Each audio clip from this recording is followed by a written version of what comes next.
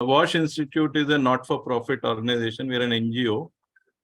We've been working in water, sanitation, and hygiene for about 13, 14 years now. We are a team of 187 people, mostly urban planners, engineers, behavior change specialists, community mobilizers. So we are a end-to-end wash service provider. This is our work footprint. We have offices in about 15 locations across the country. These are project offices where we actually build community toilets, we build school toilets, we help communities achieve their sanitation goals. So those are our project locations. These are our direct implementation sites. The states where you see shaded portions, these are our states where we are supporting state governments with rural Swachh Bharat Mission Gramin. So these are 9 states, the 5 states in the north, 3 in the northeast, and Kerala in the south. We might be supporting Tamil Nadu also in the near future. So there are about 9 or 10 states where we do Swachh Bharat Mission Gramin work. As you can see, Haryana is also a part of the same effort, where we've been asked by Ministry of Jal Shakti to support Haryana. So Akshay Jain is our representative in Haryana. He is there at the request of Ministry of Jal Shakti supporting the state. These are the 3 main things that WASH Institute does. हम लोग technical advisory करते हैं. सो 2016 से ministry of housing and urban affairs में और ministry of जल शक्ति, पहले जो DDWS कहलाता था, स्वच्छ भारत फेज 1 से हम जुड़े हुए हैं और इनको सपोर्ट दे रहे हैं. तो अभी भी कंटिन्यू हो रहा है ये प्रोग्राम. हमने पहले UP, MP, Chhattisgarh, Rajasthan 4-5 states में भी काम किया था स्टेट लेवल पे. तो गवर्नमेंट के साथ काम करना हमारा एक बहुत बड़ा विंग है. दूसरा हमारा एफर्ट है, जैसे मैंने कहा, 15-16 लोकेशंस में कम्युनिटी वॉश का काम करते हैं. इंटीग्रेटेड वॉश in schools, anganwadis, communities. So ये एक बहुत बड़ा काम है. इसके लिए हमें कॉर्पोरेट सोशल रिस्पॉन्सिबिलिटी फंड्स जो मिलते हैं उससे हम ये काम करते हैं ज़्यादातर, और अलग फिलैंथ्रोपिस्ट और इंटरनेशनल NGOs भी हमें सपोर्ट करते हैं. तीसरा हमारा बड़ा काम है कैपेसिटी बिल्डिंग का, जिसमें हम बहुत सारे ट्रेनिंग प्रोग्राम्स कंडक्ट करते हैं. अभी भी हरियाणा में we are gearing up to train about 400 people across all districts and then conduct through them village action plan बनवाने का एक रिजल्ट ओरिएंटेड ट्रेनिंग प्रोग्राम है, आउटकम ओरिएंटेड ट्रेनिंग प्रोग्राम. सो इस तरह से कई सारे ट्रेनिंग प्रोग्राम्स हम लोग ऑफर करते हैं, बहुत customised training programmes. We have touched about 1,000 municipalities across the country. Out of the 4,700, around 1,000 municipalities we would have trained in the last 2 years. So capacity building is one of our main things.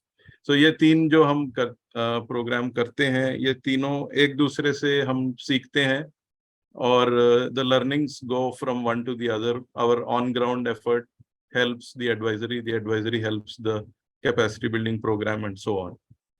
So ये था WASH Institute के बारे में. I promise to be brief. I will stop here regarding WASH Institute. I would like to now move to the topic for today, which is fecal sludge management. तो ये fecal sludge management है क्या? That is something that I wanted to start with. So yeah, I would have liked a more interactive kind of program, but with this, let me again share my screen and start the process this way.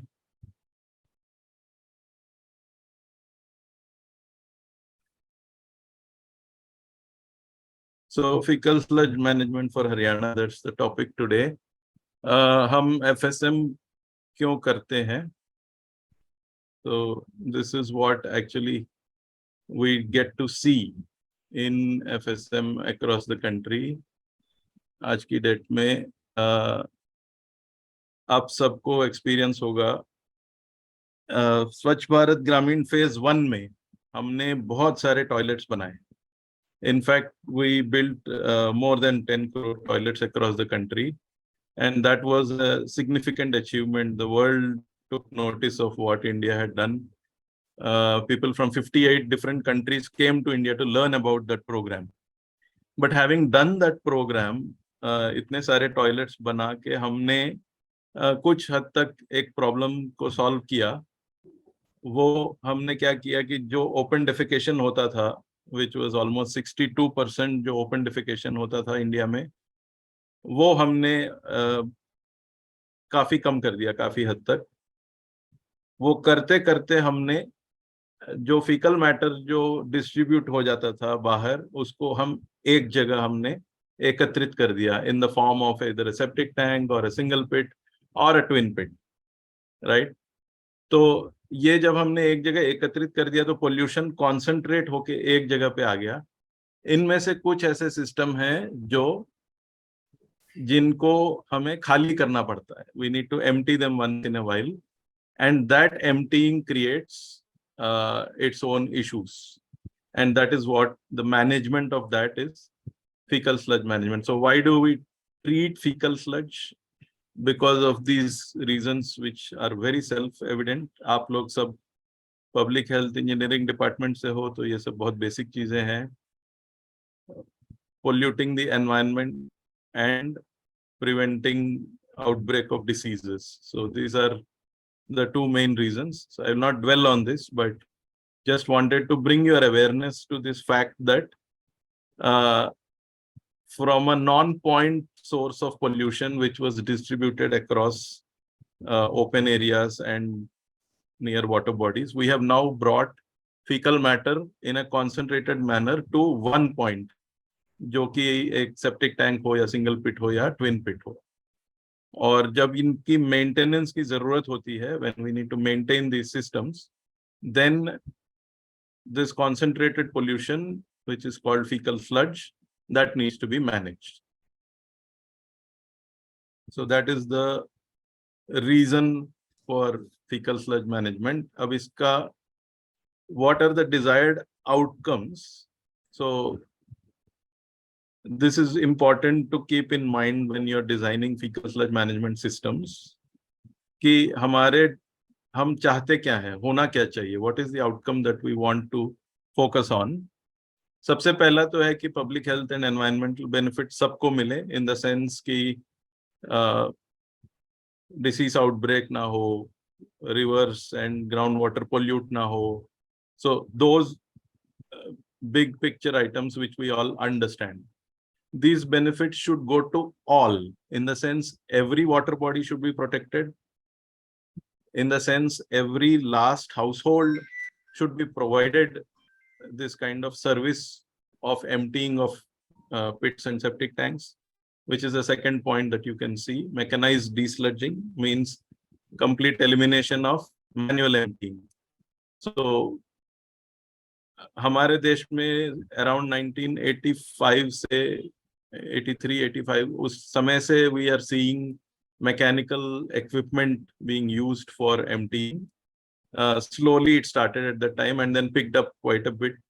Now we take it for granted that in most urban areas and in many villages, especially in progressive states like Haryana, you have mechanical desludging available.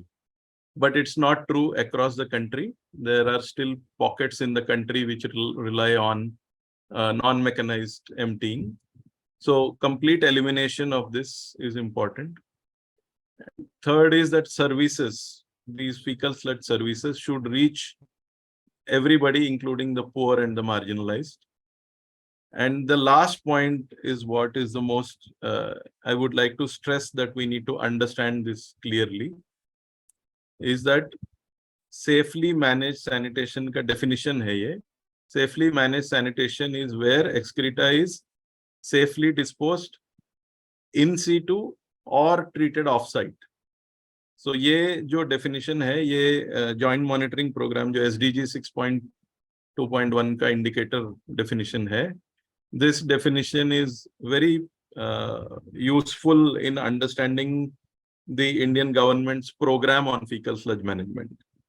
तो ये जो definition है इसमें clearly ये है कि आप in situ या तो इन सीटू कर लें, या मीनिंग जहां पे आपका टॉयलेट है वहीं पे कंटेनमेंट सिस्टम है, वहीं पे उसको ट्रीट हो जाए, या ऑफ साइट ले जाके फीकल स्लज को कहीं और ले जाके वहां ट्रीट करें। तो इस डेफिनेशन से हमें एक हिंट मिलता है कि हमने ट्विन पिट्स पे इतना फोकस क्यों किया, क्योंकि ट्विन पिट्स जो है वो इन सीटू ट्रीटमेंट हो जाता है, उसका कहीं और लेके जाके कुछ करने की जरूरत नहीं पड़ती है। तो twin pits are in some ways the ideal for faecal sludge management because all the faecal matter become safe right then and there on site.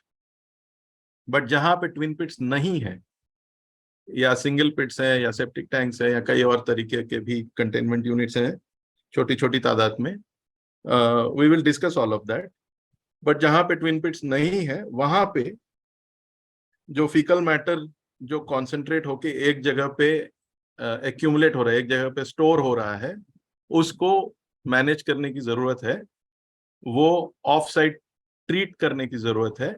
That is what is called faecal sludge management. तो इसको हम लोग pictorially दिखाते हैं। ये बहुत ही पिछले 6-8 सालों से ये जो एक ग्राफिक है ये काफी जगह पे यूज किया जा रहा है, आपने देखा होगा पहले भी। एक बार इस ग्राफिक को थोड़ा देख लेते हैं क्लोजली। लेफ्ट साइड से शुरू किया जाए तो हमने टॉयलेट्स तो बना दिए, जैसे मैंने कहा 10 करोड़ से ज्यादा टॉयलेट बने हैं हमारे देश में, और ये टॉयलेट जुड़े हुए हैं किसी एक तरह के कंटेनमेंट यूनिट के साथ, या तो ट्विन पिट या सिंगल पिट या सेप्टिक टैंक, राइट। तो ट्विन पिट है तो कोई जरूरत नहीं है, इसके बाद ये पूरा कहानी वहीं पर रुक जाता है। Twin pit is a solution in itself, it doesn't require further work. But जब सिंगल पिट और सेप्टिक टैंक है तो इसके बाद का भी काम होता है, जहां पे एक होपफुली एक मैकेनिकल डिस्लजिंग ट्रक इन्वॉल्व है, और ये ट्रक लेके जा रहा है किसी ट्रीटमेंट प्लांट के पास फीकल स्लज को, जहां पे फीकल स्लज ट्रीट हो रहा है और फिर रीयूज हो रहा है। One of the most common methods of reusing faecal sludge is to use it as manure, and that is what is being shown in this graphic. Now this is what we call the value chain of fecal sludge. This is called the fecal sludge value chain. So इसमें अगर देखा जाए तो करीब करीब statistics हमारे पास पूरी तरह से नहीं है, मगर करीब करीब 33% कहा जाता है कि ट्विन पिट्स हैं। 1/3 of the toilets are connected to twin pits and the other 2/3 require fecal sludge management. Rural areas में ट्रक्स का जो प्रेजेंस है ये मोस्टली अर्बन सर्विसेज की वजह से है। रूरल में इतना डिमांड नहीं है, जहां तक हमें डेटा है, जहां तक हमें एनेक्डोटली पता चल रहा है। हमने we have talked to about 150 of these desludging operators across 16 states in India. The feedback that we are getting is that they are mostly focused on urban areas, and they attend to calls from rural areas when they need to. So that is the in the sense that rural में coverage consistent नहीं है, service available है मगर consistent नहीं है। Treatment plants जैसा कि आप सबको मालूम है, रूरल में अभी स्वच्छ भारत मिशन ग्रामीण फेज 2 में ट्रीटमेंट प्लांट्स की बात शुरू हुई है, तो हम लोग अभी स्टार्टिंग स्टेज में हैं। मगर रीयूज जो है ये बहुत पहले से होता आ रहा है। जो लोग अपने ट्रक्स चलाते हैं रूरल एरियाज में भी, वो जाके कहीं ना कहीं एक खेत में ही डाल देते हैं उसको बिना ट्रीटमेंट के। सो आज की डेट में जो रीयूज हो रहा है वो अनऑर्गेनाइज रीयूज है, थोड़ा अनसेफ रीयूज है कहा जा सकता है। तो उस बट रीयूज थोड़ा हो रहा है।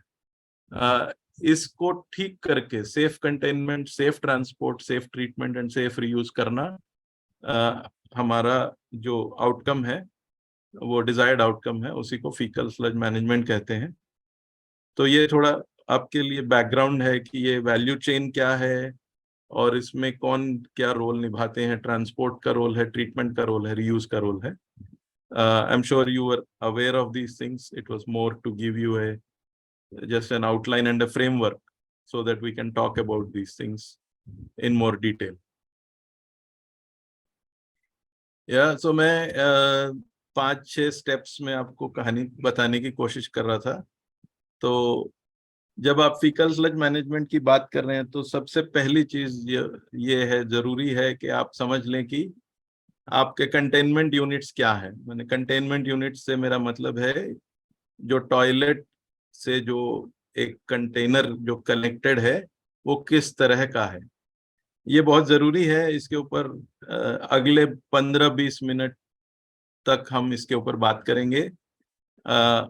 जहां भी आपको डाउट हो प्लीज रोक लीजिएगा। Unlined single pits are the simplest form of toilet containment systems. Unlined means the pits do not have a wall to support. Sorry, कहीं से ऑडियो शुरू हो गया।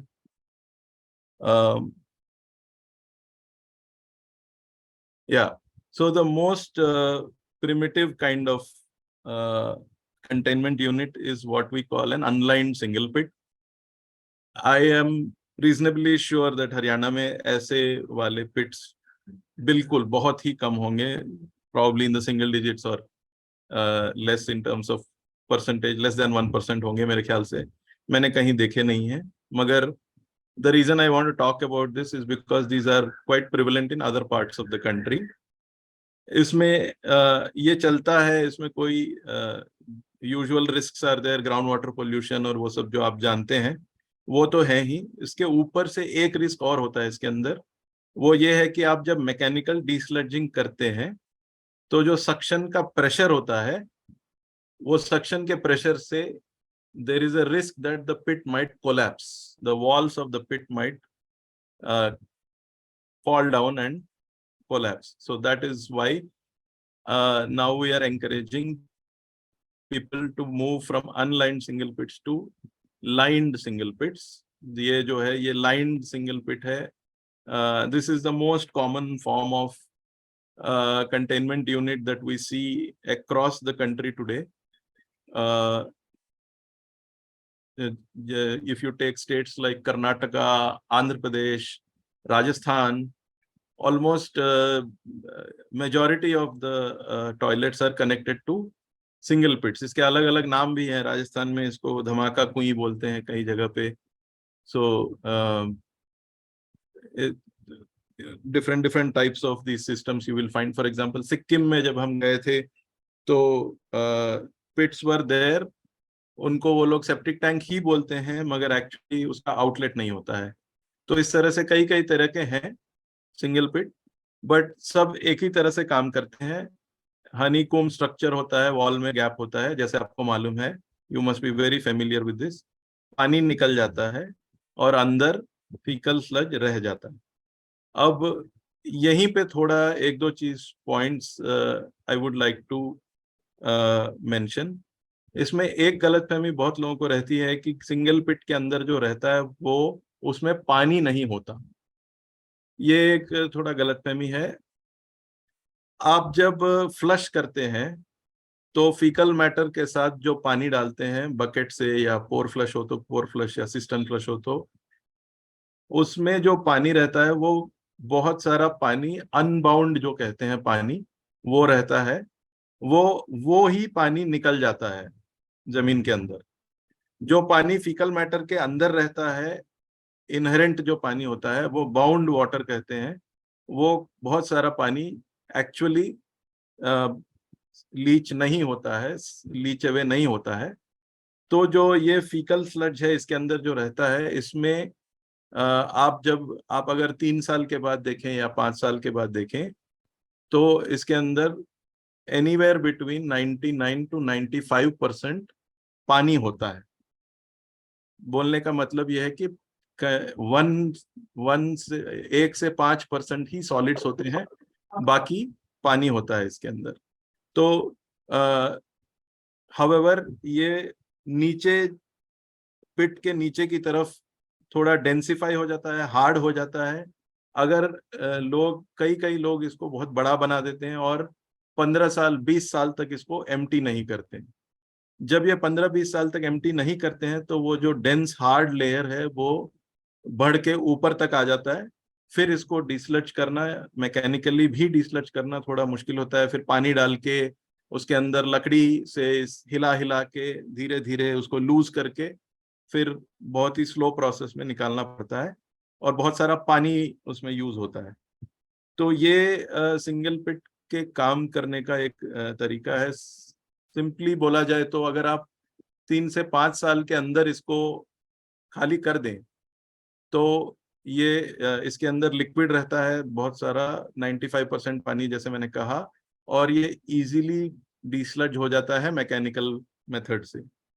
अगर आपने नहीं किया 3 से 5 साल के अंदर, 6 साल 7 साल 8 साल 15 साल 20 साल रोक लिया, उसको नहीं डिसलज हुआ, पिट भले ही ना भरे मगर उसके अंदर के कंटेंट्स हार्डन हो जाते हैं और फिर उसको डिसलज करना मुश्किल होता है।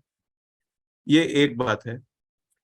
दूसरी बात यह है कि सिंगल पिट जब तक भरता नहीं है तब तक ठीक काम करता है। जब भर जाता है तो टॉयलेट बैकफ्लो हो जाता है। आप फ्लश करते हैं तो पानी अंदर जाता नहीं है, या तो उसके स्लैब के नीचे से निकल के फिर बाहर गंदगी फैलाता है, या टॉयलेट में ही फ्लश नहीं होता। तो ये हमको इनकन्वीनियंट लगता है, मगर इसमें एक अच्छी बात यह है कि ये आपको एक सिग्नल दे देता है। सिंगल पिट आपको सिग्नल दे देता है कि मैं भर गया हूं, मुझे मेंटेनेंस की जरूरत है, प्लीज हमें मेंटेन कर दीजिए, हमें खाली कर दीजिए। तो इस सिग्नल की वजह से लोग इसको कुछ ना कुछ करके खाली कर देते हैं, और ये इसका एक एडवांटेज है कंपेयर टू सेप्टिक टैंक। आप देखेंगे तो सिंगल पिट में ये एक आसानी है कि आपको पता तो चल जाता है जब ये भर गए। तो ये 2-3 चीजें थी जो मैं बताना चाहता था। बड़े बड़े पिट्स भी बना देते हैं जो 10-20 साल तक भरते नहीं है, मगर हमारा रिकमेंडेशन आपके लिए है, हरियाणा स्टेट के लिए ये होगा कि अगर आप इसको 5-6 साल में डिसलज करने का इनको रेगुलेशन बनाएं या आईसी करें या इनको शिक्षण दें तो ये बेटर होगा। ट्विन पिट आप सब जानते हैं, I will not spend time on this. Tanks are line tanks that do not allow water.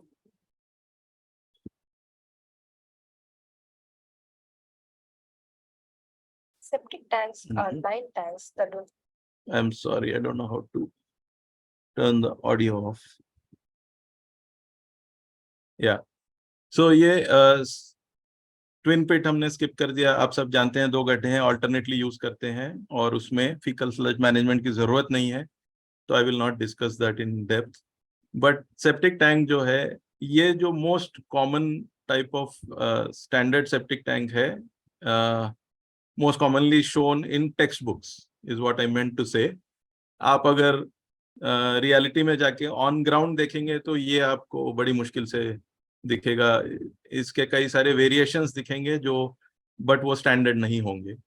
But ये समझना जरूरी है ये कैसे काम करता है। तो 2 मिनट के लिए please bear with me. I know you are all civil engineers and environmental engineers, ये आपके लिए सिंपल होगा, but just to understand how it works it's important because further discussion में यूज होगा।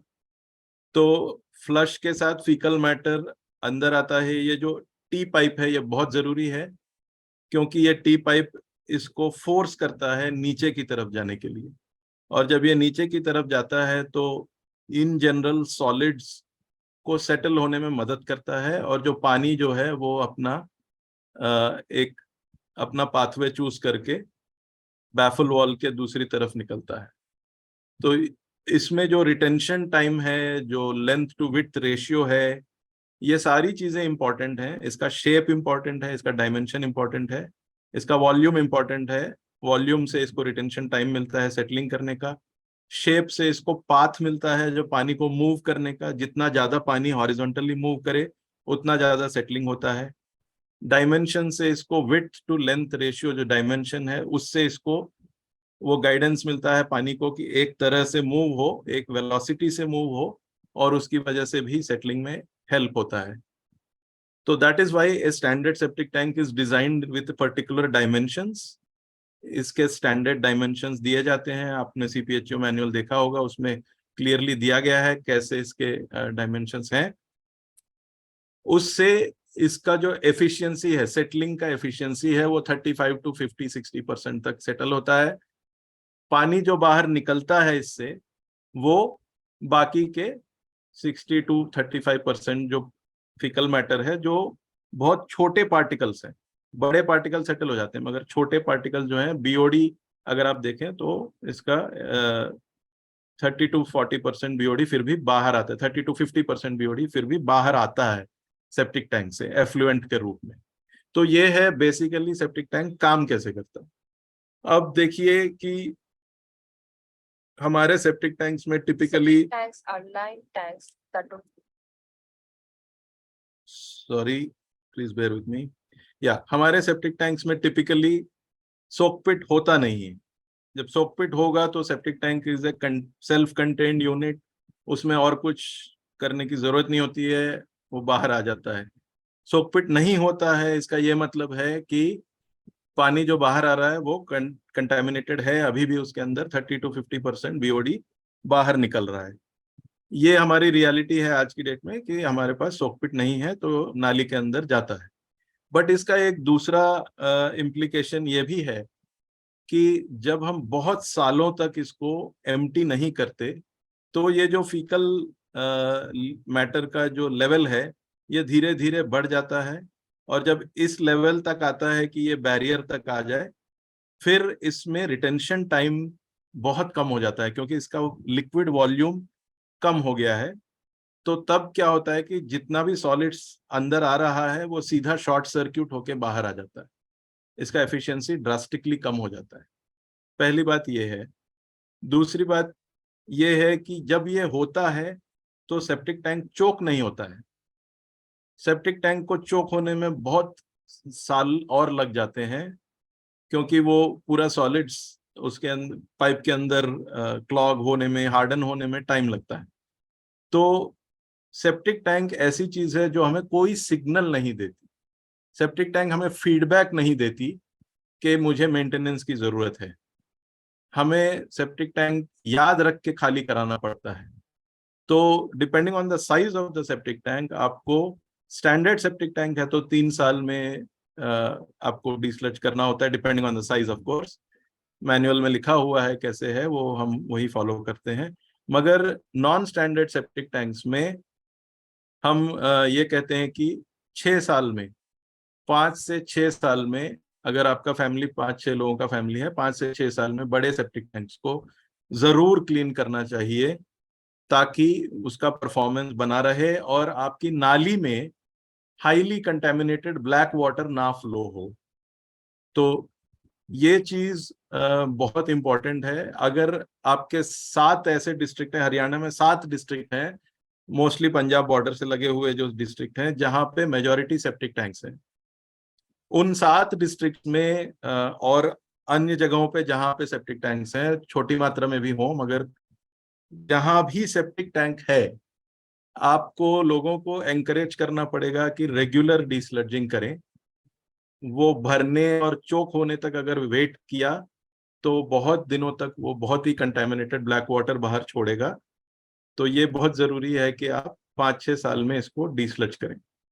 तो घुमा फिरा के बात वहीं पे आती है कि चाहे आपका सिंगल पिट हो या सेप्टिक टैंक हो, अलग अलग कारणों की वजह से है, मगर फिर भी आपको दोनों को 5-6 साल में एम्प्टी करना एक हेल्दी प्रैक्टिस है, अच्छा प्रैक्टिस है। हाँ, ये हम पॉइंट बहुत स्ट्रेस करना चाहेंगे कि ऑन ग्राउंड डेटा अगर आपको मिल रहा है और आपको पता है कि हार्डनिंग होने में कितना टाइम लग रहा है सिंगल पिट के अंदर, तो आप उस समय तक आप वेट कर सकते हैं। अगर आपका हार्डनिंग 8 साल में हो रहा है तो 8 साल के बाद आप डिस्लज कर सकते हैं सिंगल पिट को। अगर आपका सेप्टिक टैंक इतना बड़ा है कि वो उसका रिटेंशन टाइम 6 साल से भी ज्यादा टाइम तक वो रिटेंशन मिल रहा है उसके अंदर, तो आप बेशक रुक सकते हैं ज्यादा दिनों तक। मगर ये हमने जो कहा है ये एक normal thumb rule on the basis of our experience we are suggesting 5 से 6 साल तक आप पीरियोडिकली इसको डिस्लज करते रहें। एक चीज और मैं यहाँ बताना चाहता हूँ कि जो लेफ्ट साइड में आपको दिख रहा है पिक्चर ऊपर की तरफ, ये बहुत प्रिवलेंट है हमारे देश में। कई लोग कहते हैं कि हमारे घर में सेप्टिक टैंक है, मगर जब हम उनको पूछते हैं कि इसका आउटलेट किधर है तो वो दिखा नहीं पाते कि आउटलेट कहाँ पे है। तो एक शब्द हो गया ये सेप्टिक टैंक, जो जेरोक्स की तरह ना एक शब्द हो गया है, जो भी टॉयलेट से लगा हुआ है उसको सेप्टिक टैंक ही कहते हैं। तो आप लोगों को थोड़ा और एफर्ट करना पड़ेगा, जो भी ये काम कर रहे हैं उनको समझने के लिए। इसमें 2-3 सिंपल से क्वेश्चन होते हैं। सबसे पहले तो हम पूछते हैं कि आपका आउटलेट किधर है, आपके कंटेनमेंट सिस्टम का आउटलेट किधर है। जब वो कहते हैं कि आउटलेट दिखा देते हैं तो ठीक है, वो सेप्टिक टैंक होने के चांसेस बहुत ज्यादा हैं उसके। फिर हम पूछते हैं क्या आप पानी डालते हो टॉयलेट में तो यहाँ से पानी बाहर आता है। अगर हाँ बोला तो वो सेप्टिक टैंक है। अगर नहीं बोला तो और फिर क्वेश्चन पूछते हैं, या तो आउटलेट नहीं है या आउटलेट है फिर भी पानी बाहर नहीं आ रहा है। तो उसके 2 कारण हो सकते हैं।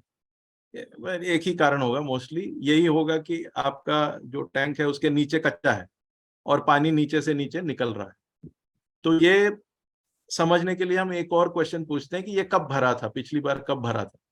अगर लोग कहते हैं कि 10 साल पहले भरा था, 15 साल पहले, हमें याद भी नहीं है कब भरा था, तो ऑलमोस्ट गारंटीड है कि वो एक सिंगल पिट है, लीच हो रहा है पानी उसके अंदर से और बाहर जमीन में, माने अंदर जमीन में ही जा रहा है। तो ये सेप्टिक टैंक और सिंगल पिट को डिस्टिंग्विश करने के लिए थोड़ा 3-4 क्वेश्चन पूछ के समझना पड़ता है। ये जब आप अपने स्टाफ को बता रहे हैं, सेंसिटाइज कर रहे हैं, कहीं पे आप प्लानिंग कर रहे हैं, किसी डिस्ट्रिक्ट में प्लानिंग कर रहे हैं, किसी ब्लॉक में प्लानिंग कर रहे हैं, तो ये सारी चीजें आपको थोड़ा बारीकी से समझना होगा कि उससे थोड़ा फर्क पड़ता है कि डीस्लजिंग कब किया जाए। ये समझना इम्पोर्टेंट है। दिल्ली में हमने कई जगहों पे देखा है कि लोगों के पास सेप्टिक टैंक भी नहीं है, सिंगल पिट भी नहीं है, बस होल्डिंग टैंक है जो 2-2 महीने में भर जाता है और फिर उसको खाली कराना पड़ता है। बट दिल्ली के बाद हमने कहीं और इसके ऊपर ऐसी कहीं और दिखी नहीं हमें। तो it's a very minor sort of thing, it's called a holding tank. जो राइट साइड पे जो मैं पिक्चर दिखा रहा हूँ आपको वो दिख रहा है। बाकी कई सारे तरह के कंटेनमेंट यूनिट्स हैं, मैं उसके ऊपर ड्वेल नहीं करना चाहता आज। Let us keep it a simple discussion around हमें हरियाणा में क्या करना है। बट आपको ये सारे तरह के toilets, I am sure you have seen them one way or another. Urine diversion dry toilet, toilet linked biogas plant, और इसको कैसे हैंडल करना है ये भी आपको, I am sure you are aware of it. So जैसे मैंने पहले कहा, सबसे सिंपल चीज जो है, अगर आपके पास सिंगल पिट है, आपने देखा होगा गवर्नमेंट ऑफ इंडिया भी अभी ये जो जल शक्ति मिनिस्ट्री है, मंत्रालय है, वो भी वही कह रहे हैं कि अगर आपका सिंगल पिट है तो उसको आप ट्विन पिट बना लें। और ये बहुत ही सिंपल तरीका है, आपको माने उसके बाद कभी भी आपको मैकेनिकली डिसलज कराने की जरूरत नहीं पड़ेगी। ये तो आप हाथ से माने शवल से और अपने आप से आप इसको खाली कर सकते हैं। तो ट्विन पिट जो है खर्चा बचा लेगा एवरी 5 years इसको डिसलज करने का। That is why people are encourage to take responsibility and convert their single pit to twin pit. इसका एक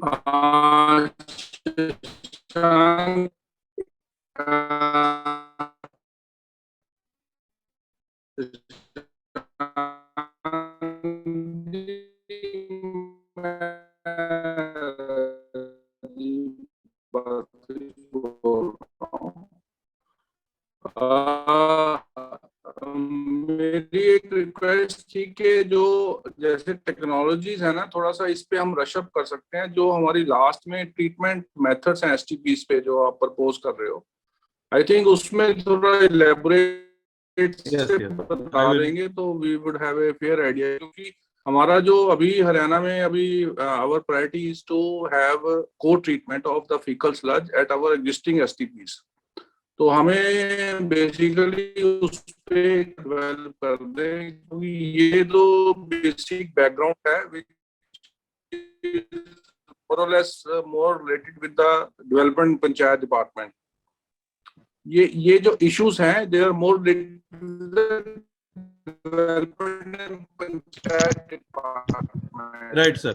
So we will move to kind treatment of and this basic introduction इसकी बहुत है, then I think we can dwell more detailed on the I am audible? yes, sir. Hello? Your voice was a bit weak, but you're audible.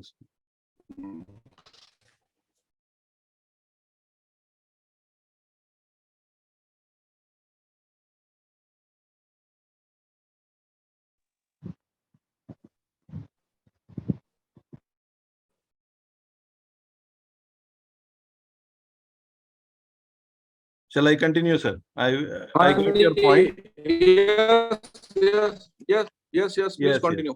I understood what you're saying. I will move to treatment systems, and we will focus more on both treatment systems as well as co-treatment. Just give me a second to bring up my slides again.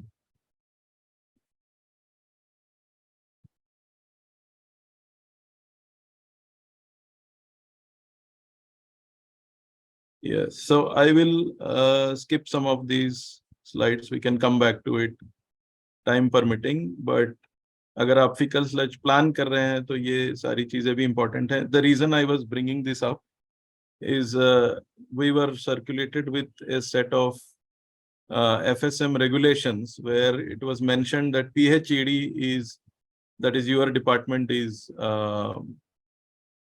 responsible for monitoring those regulations. So that's why I thought this might be useful for you. But let me go to, yeah, this part. So fecal sludge treatment approaches. So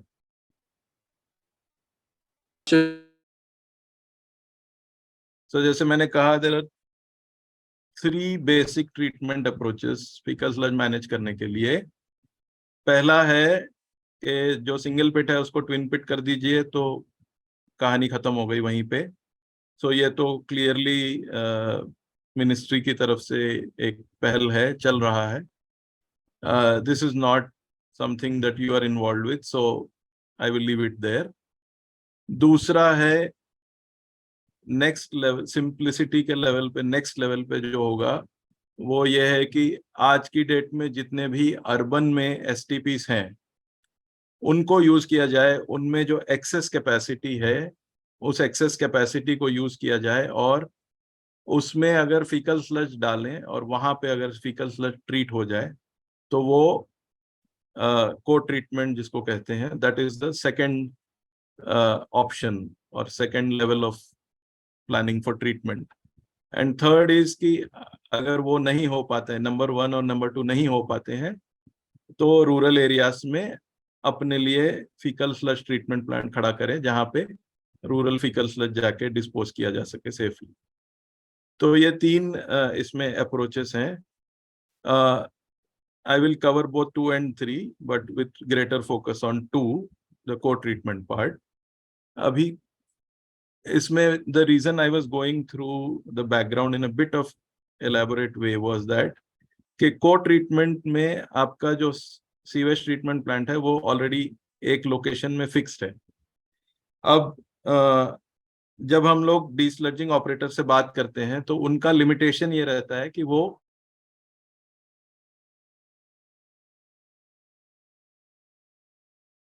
क्योंकि उनका loss हो जाता है. फिर जब वो faecal sludge empty कर लेते हैं उसके बाद उसको फेंकने के लिए उनका जो प्रिफर्ड दायरा है वो है 10 से 12 किलोमीटर. अगर आपका एसटीपी 10 से 12 किलोमीटर के डिस्टेंस में है तो ज्यादा चांसेस हैं कि लोग एक्चुअली उधर तक आके डीस्लजिंग ऑपरेटर जो है वहां तक आके उसमें डिस्पोज करेंगे. तो ये एक रेगुलेटरी इशू है और एक प्लानिंग इशू है that we have to take care of. Rural के लिए हमने थोड़ा 15 किलोमीटर तक किया है, बट एक्चुअली इसका दो पैरामीटर्स होते हैं, एक तो डिस्टेंस और दूसरा है टाइम। 30 to 45 मिनट्स के अंदर अगर वो पहुंच पाए प्लांट तक, तो वो प्रिफर करते हैं कि वो उस तरह से प्लान हो। तो ये प्लान करने के लिए, जैसे ये है कुरुक्षेत्र डिस्ट्रिक्ट है, ये डिस्ट्रिक्ट हमने एज एन एग्जाम्पल लिया। तो पहले मैं थोड़ा प्लानिंग का बताता हूँ, उसके बाद I will go into technology aspect for sure, but please understand this aspect also because this drives how much quantity comes to your treatment plant. इसके ऊपर डिपेंड करता है कि कितना क्वांटिटी आपके एसटीपी में आएगा।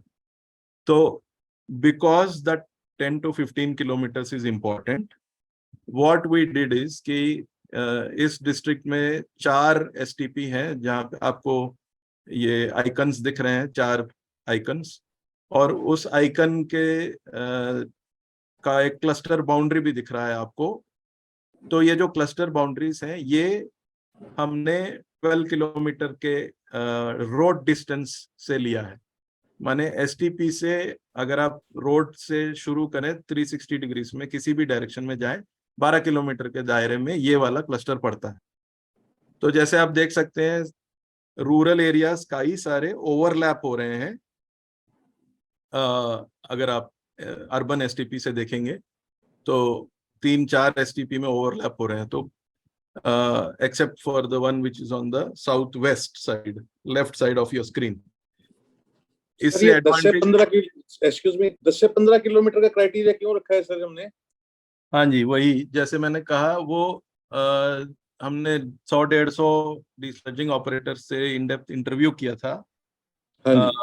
तो ये 15-16 स्टेट्स में जाके इनसे बात किया था। तो जब बात किया था, डेटा जो कलेक्ट किया था, उसमें ये उभर के आया कि इनका जो बिजनेस मॉडल है, इनको जो पैसा बनता है, वो अगर ये ज्यादा दूर जाते हैं फीकल स्लज फेंकने के लिए, डिस्पोज करने के लिए, तो इनको डीजल का खर्चा होता है, ये वो खर्चा वो उठाने को तैयार नहीं है।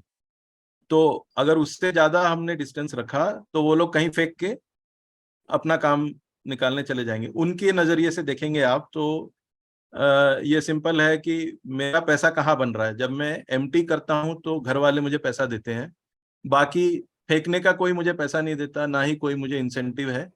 तो इसीलिए मैं क्या करूंगा, अगर ज्यादा दूर है तो मैं कहीं फेंक के अपना काम निकलने चला जाऊंगा। तो वो जो एक वायबल डिस्टेंस है, वो 12 kilometre. It is governed by economics, not by the characteristics of fecal sludge. Absolutely right. That's right. Okay. So that is why these clusters are also formed using that distance, right? Just as a planning unit. Now, अब ये cluster में से हर cluster में से हमें villages का list आ गया। और जैसे मैं कह रहा था, इसमें एडवांटेज तो ये है कि एक ही क्लस्टर में जो एक विलेज से 2 जगह जा सकते हैं, आप किसी भी एसटीपी में जा सकते हैं, जो आपको उस तरह उस टाइम पे ट्रैफिक कम हुआ जो भी है। तो that way it is good that there is overlap. Now this cluster is formed, it's easy to do. What is more critical is कि इस क्लस्टर के अंदर सपोज माने 50 विलेज आए, 60 विलेजेस आए, जो भी आए, उन विलेजेस में से कितना फीकल स्लज जनरेट हो रहा है वो एस्टिमेट करके, उसके अगेंस्ट में उस एसटीपी में कितना कैपेसिटी है वो चेक करके, ये दोनों बैलेंस में है कि नहीं देखना, that is the next step. तो वो स्टेप अभी हम प्रोसेस कर रहे हैं। इसमें हमें 2 जगह बाधा आ रही है जहां पे हमें आपकी हेल्प की जरूरत है। एक तो ये जो हमने लोकेशन दिखाए हैं, ये अप्रोक्सीमेट लोकेशन है, इसके एग्जैक्ट लैटिट्यूड लॉन्गिट्यूड हमारे पास नहीं है एसटीपी के। तो अगर ये कहीं से मिल जाते हमें एग्जैक्ट लैटिट्यूड लॉन्गिट्यूड, तो ये एनालिसिस जो है थोड़ा प्रिसाइज हो जाता, और डिस्टेंसेस और विलेजेस के क्लस्टर्स प्रिसाइजली फॉर्म हो जाते। ये नंबर 1 है। नंबर 2 एग्जैक्ट हमारे पास अवेलेबल है sir, we will make you available. Please Akshay आपसे कोऑर्डिनेट करके आपसे ये डेटा ले लेंगे। थैंक यू सो मच, बहुत हेल्पफुल होगा। और दूसरा जो इशू ये है कि जो मैप से जो विलेजेस का लिस्ट निकलता है, उस विलेजेस लिस्ट को स्वच्छ भारत मिशन के अंदर जो विलेजेस का लिस्ट है उससे मैप करना एक बहुत बड़ा इशू हो गया है, टास्क हो गया है वो, क्योंकि कोई कॉमन नंबर नहीं है, सेंसस कोड या कोई सीरियल नंबर या कोई ऐसा कुछ नहीं है। तो हमें मैप पे तो दिख जाते हैं कि कौन से विलेजेस हैं, मगर जब हम स्वच्छ भारत मिशन के पोर्टल में हमें दिखाना है कि हर विलेज कवर हो गया, उस टाइम पे स्ट्रगल करते हैं कि ये मैच नहीं हो रहे हैं। तो वो मैच करना, और स्पेलिंग्स अलग होते हैं, तो वो थोड़ा एक इशू है जिसको हम टैकल करेंगे। तो ये दो तो डेटा रिलेटेड इश्यूज हैं, इसको साइड में करते हैं। एक्चुअल ऑन ग्राउंड अब देखते हैं क्या होता है यहाँ से। तो ये जो प्लानिंग फेज है, इसमें जैसा मैंने कहा कितना जनरेट हो रहा है फीकल स्लज, वो हमें एस्टिमेट करना है। उसके लिए जरूरी है आपको पता होना कि कितना सिंगल पिट्स है, कितने सेप्टिक टैंक्स हैं। That is why I was giving that elaborate background कि ये पंचायत डिपार्टमेंट ने एक राउंड इन्होंने सर्वे किया है और उनके पास कुछ डेटा है, मगर उस सर्वे के डेटा, वो सर्वे का डेटा, उसका एक्यूरेसी और वो सब हमें आइडिया नहीं है। So we are also trying to figure out कैसे वो सर्वे हुआ और क्या क्वेश्चन पूछा गया तो वो आंसर आया, किसने वो डेटा प्रोवाइड किया, पंचायत ने प्रोवाइड किया, सेक्रेटरी, कहाँ से वो डेटा निकला। तो वो भी अभी हम लोग परसू कर रहे हैं फिगर आउट करने के लिए। तो ये जब वो हमें पता चलेगा तो we will be able to figure out accurately what is the faecal sludge generation. बाकी तो जैसे हमें ये, I will switch my screen for a second, just bear with मी।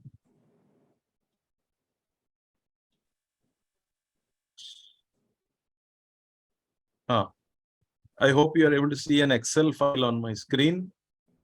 सो ये हमारे पास हरियाणा के कई सारे 120 कुछ STPs हैं, इनका हमारे पास बेसिक डेटा है।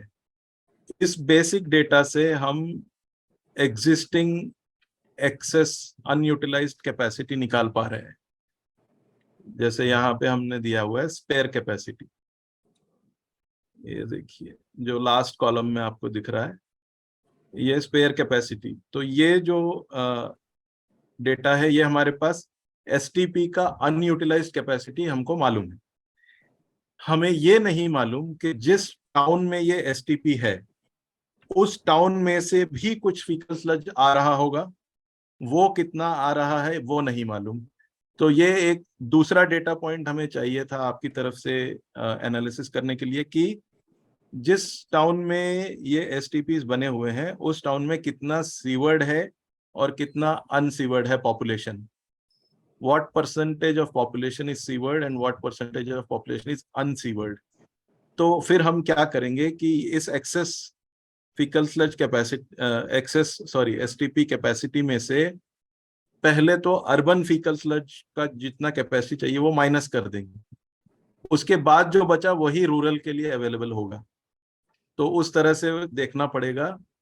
तो ये देखने के लिए भी हमें आपकी तरफ से थोड़ा डेटा चाहिए था, ये भी हम आपके साथ कोऑर्डिनेट करेंगे और आपको ये डेटा मांगेंगे।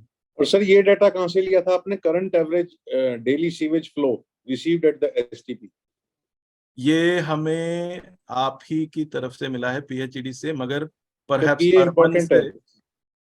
अर्बन से हमने रिक्वेस्ट किया था, पंचायत डिपार्टमेंट ने PHED अर्बन में रिक्वेस्ट किया था। ओके, तो उनकी तरफ से ये डेटा मिला है।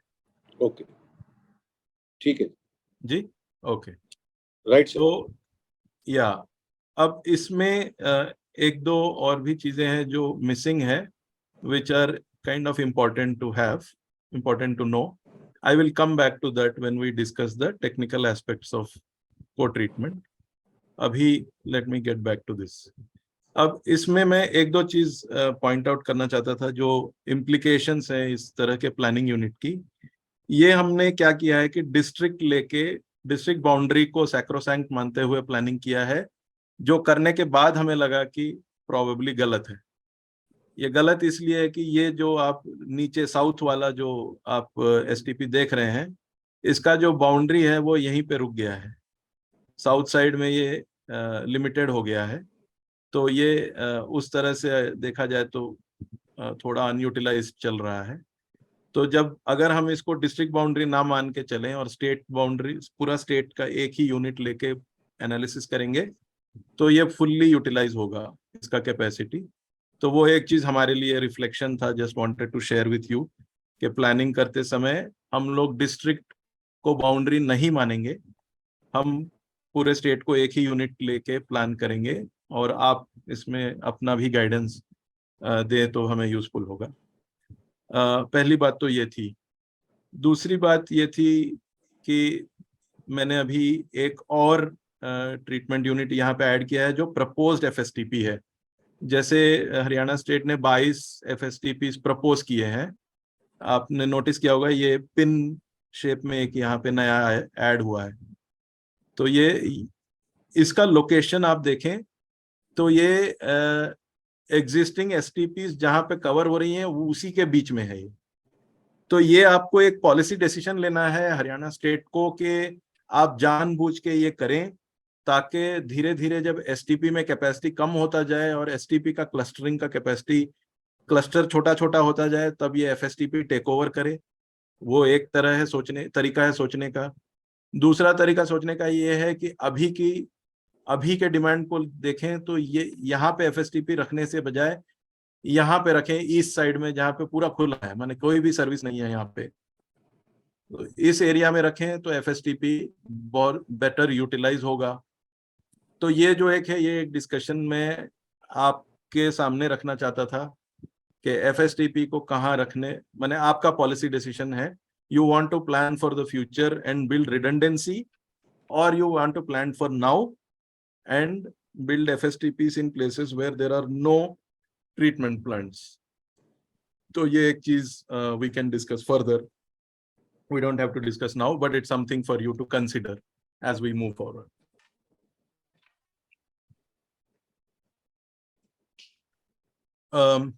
तो ये हुआ प्लानिंग के बारे में।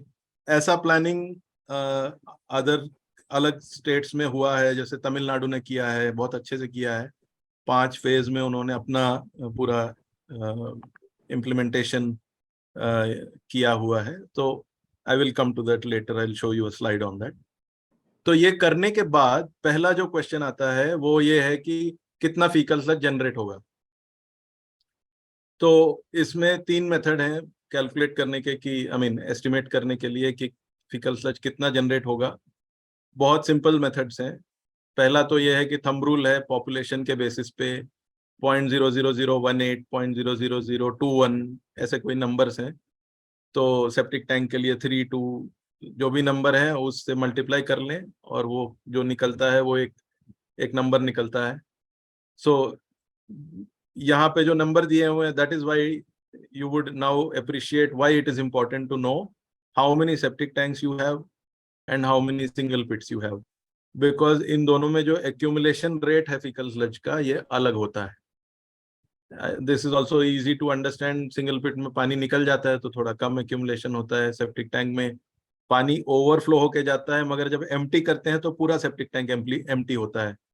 तो वो fixed quantity empty होता है जब भी empty करते हैं। तो that difference, again these are thumb rules, these are not accurate numbers. ये थंब रूल CPHO मैनुअल और थोड़ा प्रैक्टिकली देख के अब अपडेट हुआ नंबर्स है ये सब। तो these are not accurate. Therefore, what we suggest is कि population method is one method. You should also do the other methods. So जो volumetric method जो मैं कह रहा हूँ, सेकेंड मेथड है। इसमें एक सर्वे करते हैं, सैंपल सर्वे करके देखते हैं कि कितने सेप्टिक टैंक्स हैं, क्या साइज है, जो भी है, एंड उसको फिर एवरेज वॉल्यूम, पॉपुलेशन को एवरेज वॉल्यूम से मल्टीप्लाई करके उस तरह से निकालते हैं। ये एक्सपेंसिव मेथड है, कोई करता नहीं है, और जब हम एवरेज की बात करते हैं तो फिर भी वो गलत हो सकता है। तो वॉल्यूमेट्रिक मेथड भी इतना एक्यूरेट नहीं है। तो फिर तीसरा मेथड एक है कि डीस्लजिंग ऑपरेटर जो आज कर रहे हैं, इनसे पूछा जाए कि भाई कितने ट्रक आपके निकलते हैं दिन में। और इन लोगों का थोड़ा अपने आप में एक नेटवर्क भी होता है, वो जानते हैं एक दूसरे को जो काम कर रहे हैं। सबको एक जगह बुलाया जाए, फोकस ग्रुप डिस्कशन किया जाए, और उनसे पता किया जाए कि इस ब्लॉक में या इस डिस्ट्रिक्ट में कितने ट्रक दिन में निकलते हैं, कौन कौन से एरिया में निकलते हैं, तो वो लोग बहुत इजीली बता देते हैं।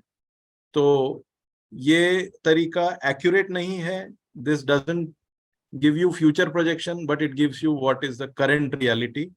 तो आपके पहले 2 मेथड से अगर कोई नंबर निकलता है तो तीसरे मेथड से आप क्रॉस चेक कर सकते हैं। ये हुआ सही तरीका क्वांटिटी एस्टिमेट करने का, कैपेसिटी एस्टिमेट करने का। इन प्रैक्टिस हम लोग बहुत ऑफन यही करते हैं कि पॉपुलेशन मेथड को मल्टीप्लाई करके निकाल लेते हैं नंबर और उसी के ऊपर डिपेंड करते हैं। सीवेज में ये ठीक है, 135 into 80% जो भी है वो करते हैं, मगर ये नया थोड़ा नया चीज है, तो इसमें क्रॉस चेक करना इज अ गुड अप्रोच। तो ये हुआ क्वांटिटी एस्टिमेशन। और number of trucks required, I will not explain this but it is quite straight forward. इसमें बस यही है कि बड़े ट्रक होते हैं और छोटे भी ट्रक चाहिए होते हैं, क्योंकि नैरो लेन्स में जाने के लिए छोटे ट्रक भी चाहिए होते हैं, तो 2 कैलकुलेशन करने पड़ते हैं। But since you said this is not your area of priority and it's a simple calculation, I will skip this for now. I will come to characteristics. So ये थोड़ा important है again समझना कि actual में होता क्या है। तो जो वेस्ट वाटर जो कहते हैं हम सीवेज, ये फ्रेश फीकल मैटर इसमें होता है। Fresh faecal sludge, digested faecal sludge, age का फर्क है दोनों में। Wastewater flows in a pipe and goes away. Fresh fecal sludge is similar to that. But it's more concentrated because you've used less water. Whereas digested fecal sludge has aged in the pit or septic tank. So that is the difference. Again, these are, ये जो number मैं दिखा रहा हूँ यहाँ पे, जो भी हो, pH, COD, BOD जो भी है, ये इतना वेरी करता है from place to place in the country. We have seen so much variation in these numbers that I would request you not to take these numbers at face value. What I would suggest is that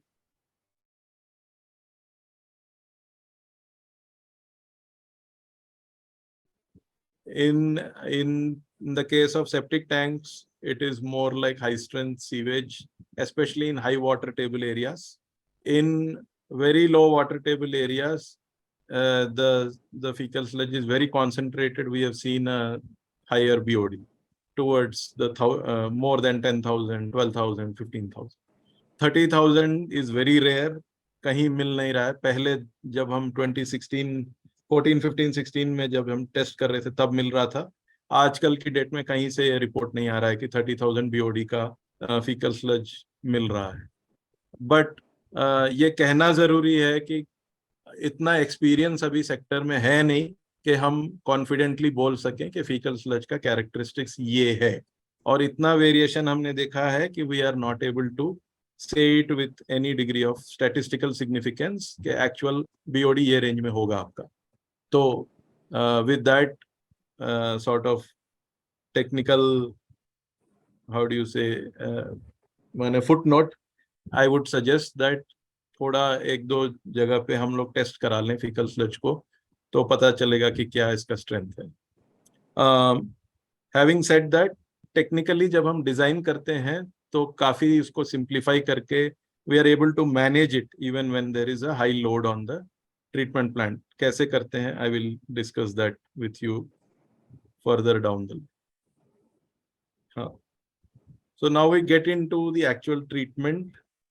so ये जो stages हैं, slightly they differ slightly from your sewage treatment, typical sewage treatment. यहाँ पे पहले हम लोग solid liquid separation करते हैं, उसके बाद सॉलिड्स हैंडलिंग अलग करते हैं और लिक्विड हैंडलिंग अलग करते हैं।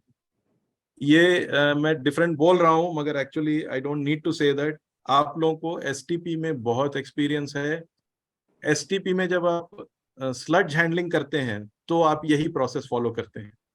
अगर आप एसटीपी का स्लज हैंडलिंग वाला प्रोसेस अलग से देखें as a process in itself, then this is exactly the process that you would follow So I should very clearly point out to you that this process is not new to you at all. ये नया इसलिए है कि बाकी लोगों के लिए नया है, पीएचडी के इंजीनियर्स के लिए ये कुछ नई बात नहीं है। हेलो। हाँ जी, sorry, if you had a question, kindly say. I cannot see you because I'm only seeing my screen with the PowerPoint on it.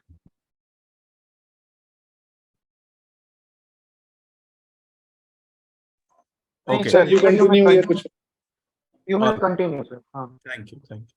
So, like I said, STP के अंदर जो सीवेज स्लज निकलता है, उसमें typically हम लोग यही करते हैं, या तो पहले उसको ड्राइंग बेड में डाल के उसका सॉलिड लिक्विड सेपरेशन करते हैं और जो पानी आता है उसको फिर से एसटीपी में डाल देते हैं, या तो किसी तरह का वहाँ पे फिल्टर प्रेस होता है या बेल्ट प्रेस होता है, उसमें हम पॉलीमर डाल के सॉलिड लिक्विड सेपरेशन करते हैं और फिर फिल्टर प्रेस बेल्ट प्रेस में डालते हैं, वहाँ पे स्क्वीज करके सॉलिड्स अलग और लिक्विड अलग आ जाता है, फिर लिक्विड को हैंडल करते हैं और सॉलिड को फिर ड्राई करते हैं या जो भी आगे का प्रोसेस करते हैं।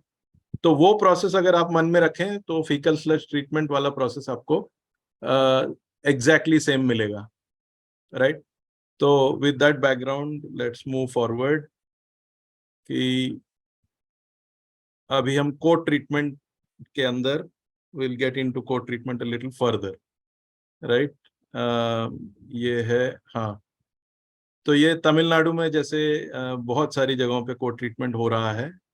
आप देख सकते हैं कि जो वेट वेल है, इन्होंने कोई नया सिस्टम नहीं बनाया, they did not do anything at all. इनके एसटीपी के गेट्स बड़े हैं, गेट से लेके सीधा इनका एक टिपिकल सा लेआउट है जो सीधा आता है, और इनके वेट वेल तक डायरेक्ट एक्सेस है ट्रक्स को। तो ट्रक्स बैकअप करते हैं वेट वेल तक, और लकीली क्या हुआ कि इनका ट्रक का जो आउटलेट है, ये बीच वाले पिक्चर में आप देख सकते हैं, ट्रक का जो आउटलेट है it is just higher than the rim of the wet well, so they are just able to put a hose pipe and leave the thing in that. ये दोनों जगह पे कर रहे हैं, पंप स्टेशन में भी कर रहे हैं, ज्यादातर पंप स्टेशन में कर रहे हैं, और कुछ एसटीपी में भी ये कर रहे हैं। और जो मैकेनिकल एसटीपीस हैं वहाँ पे इनका विदाउट मच इशू चल रहा है, बट ज़्यादातर इनके एसटीपीस डब्ल्यूएसपी टाइप के भी हैं, कई सारे इनके वेस्ट स्टेबलाइजेशन पॉइंट्स भी हैं एसटीपीस, वहाँ पे भी ये लोग कोट ट्रीटमेंट कर रहे हैं। ये थोड़ा मेरे ओपिनियन में थोड़ा रिस्की है, तो वो बाद में हम लोग डिस्कस करेंगे। But what we can say with a degree of confidence is that direct disposal method जिसको कहते हैं कोट ट्रीटमेंट में, पहला मेथड है डायरेक्ट डिस्पोजल, माने फीकल स्लज आ रहा है, जिस फॉर्म में आ रहा है ट्रक में, उसी फॉर्म में आप सीधा उसको एसटीपी में ऐड कर दें, तो इसको डायरेक्ट डिस्पोजल मेथड बोलते हैं। ये यहाँ पे गाजियाबाद में भी यही हो रहा है, दिल्ली के पास, और ओडिशा पुरी में भी हो रहा है, तो कई सारी जगह पे ये चल रहा है। इसमें कोई इंजीनियरिंग या डिजाइन ज्यादा कुछ है नहीं इसके अंदर, ये बहुत स्ट्रेट फॉरवर्ड सिंपल प्रोसेस है। मगर ये करने से पहले आपको कुछ चीजें ध्यान में रखनी होंगी। अगर एसटीपी में कैपेसिटी, एक्सेस कैपेसिटी कम है और फीकल स्लज ज्यादा आ जाता है, तो शॉक लोड्स होने का चांसेस है। फीकल स्लज इज एनारोबिक, इसका ऑक्सीडेशन रिडक्शन पोटेंशियल नेगेटिव में होता है, वेरएज जो मोस्टली अपने एसटीपी हैं वो एरोबिक सिस्टम्स पे काम करते हैं, एमबीबीआर, एसबीआर एरोबिक सिस्टम पे काम करते हैं, तो शॉक लोड होने का चांस बहुत ज्यादा है। तो इसीलिए इसमें एक दो चीजें होती है जो मन में रखनी पड़ती हैं। Will get to that. ये इसका स्कीमेटिक है, देखिए सेस्पूल ट्रक आया, एक स्क्रीन चेम्बर, ग्रिट रिमूवल, और फिर वेट वेल में डाल दिया। वेट वेल से पंप करके जो नॉर्मल प्रोसेस है एसटीपी का उसमें चला गया, तो इसमें कोई भी नई चीज नहीं है, there is no real engineering और एनीथिंग इन दिस। और बाद में जब आपका फाइनल एसटीपी का काम हो गया, जो रिटर्न एक्टिवेटेड स्लज और वेस्टेड एक्टिवेटेड स्लज का जो स्लज ट्रीटमेंट यूनिट है, उसी स्लज ट्रीटमेंट यूनिट में बाकी इसका जो फिकल स्लज के सॉलिड्स आएंगे वो मिक्स होके आएंगे, तो वहीं पे वो भी डील किए जाएंगे। तो we don't see anything different in this method, it's a simple method. इसमें लेकिन जो डूस एंड डोंट्स हैं कि सीओडी का कॉन्सेंट्रेशन ज्यादा होता है, टोटल नाइट्रोजन का कॉन्सेंट्रेशन ज्यादा आता है फिकल स्लज में, और ऑक्सीजन डिमांड बढ़ जाती है सडनली जब आप ये मिक्स करते हैं, तो ऑक्सीजन डिमांड बढ़ जाता है, एरेशन का रिक्वायरमेंट थोड़ा बढ़ जाता है, कुछ कुछ जगहों पे काफी सारा एक्स्ट्रा एरेशन की जरूरत पड़ती है। तो ये प्लान करना पड़ता है कि कब आप इसको मिक्स करेंगे और किस रेशियो में मिक्स करेंगे, और टाइमिंग भी आपको देखना पड़ता है कि पीक आवर्स में मिक्स करें सो दैट डाइल्यूशन ज्यादा हो, तो उस तरह से देख के करना पड़ता है। तो उसके लिए हमने ये मेथोडोलॉजी में एक चेंज किया है। हमने हरियाणा स्टेट में को ट्रीटमेंट के डिजाइन सबमिट किए हैं, वॉश इंस्टीट्यूट ने बना के सबमिट किए हैं। Now I would like to show you that, just let me finish this. So थोड़ा ज्यादा सरप्लस मैंने सर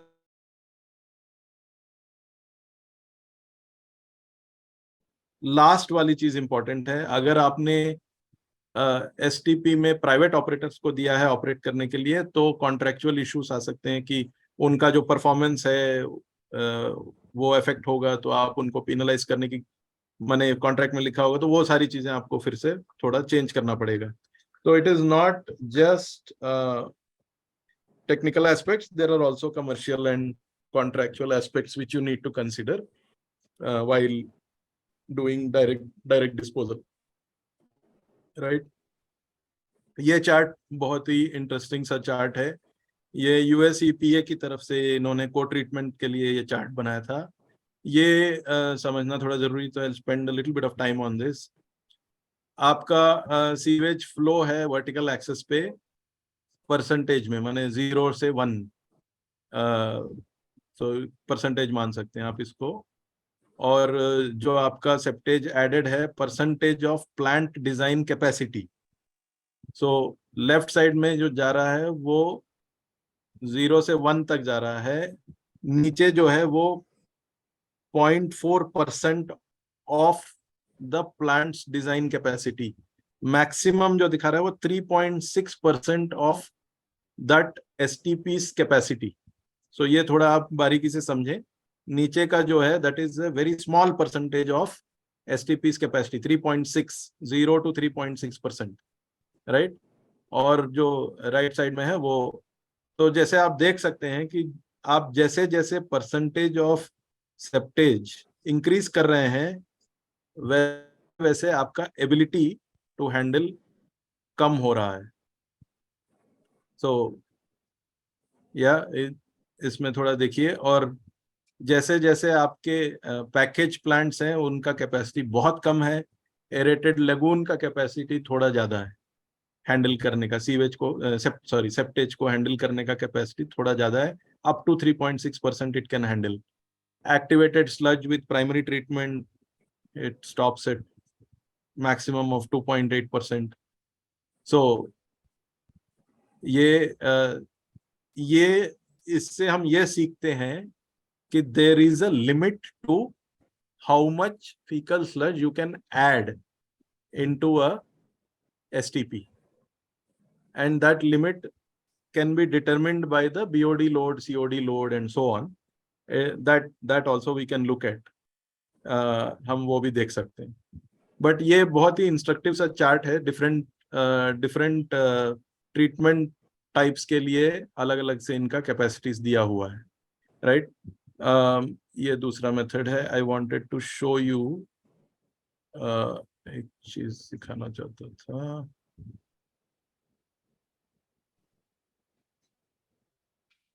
ये ये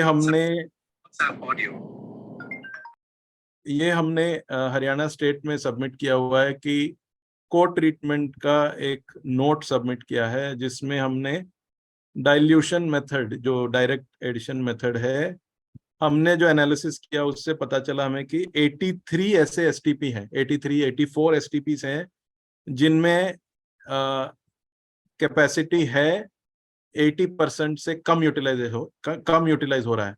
अगर उनका कैपेसिटी 100 है तो 80 से कम उनका यूटिलाइजेशन है। ऐसे 83 आउट ऑफ 121 एसटीपीस है। उन एसटीपीस में हमने फिर ये डिसाइड किया कि जो एक्सेस कैपेसिटी है उसका अगर हम 1% ले लें, सपोज उनका एक्सेस कैपेसिटी 3 mld है या 4 mld है, 4 mld का 1% लिया तो 40 kld हुआ। तो हमने कहा कि 1% ही उसका, उस एक्सेस कैपेसिटी का 1% ही फीकल स्लज में यूज हो सकता है, उससे ज्यादा नहीं करना है क्योंकि रिस्क हो जाएगा शॉक लोड का या जो एक्सेस एरिएशन का जो भी है जो हमने डिस्कस किया था। तो उस तरह से हमने किया और फिर हमने 84 ऐसे एसटीपीस आइडेंटिफाई किए। आपके पीएमयू, स्टेट पीएमयू ने हमें हेल्प किया ये सब आइडेंटिफाई करके एनालिसिस करने में। एक टीम है, पंचायत डिपार्टमेंट में टीम है, वो बैठी हुई है, उन्होंने हेल्प किया। तो उनके हेल्प से ये सब निकला। इन 84 एसटीपीस में हमने 20 KLD, 20 cubic metre per day, 20 KLD का एक होमोजेनाइजेशन वेट वेल बनाया। इसका ड्राइंग ये है।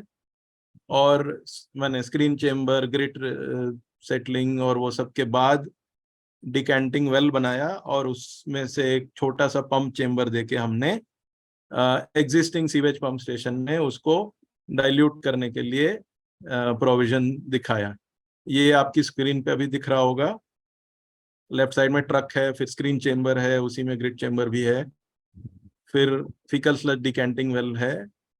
तो ये जो स्कीमेटिक है ये एक्चुअल ड्राइंग है, actually it's not a schematic. ये हमने सबमिट किया हुआ है पंचायत डिपार्टमेंट को, ये आपके साथ भी शेयर करेंगे।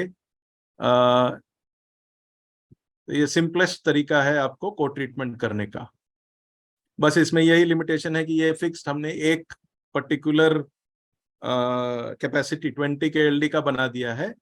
अब अगर डिफरेंट एसटीपीस में डिफरेंट कैपेसिटीज यूज होंगे या अर्बन से जो फीकल स्लज आ रहा है उसकी वजह से ज्यादा यूज होना है तो इसको बड़ा भी कर सकते हैं, छोटा भी कर सकते हैं।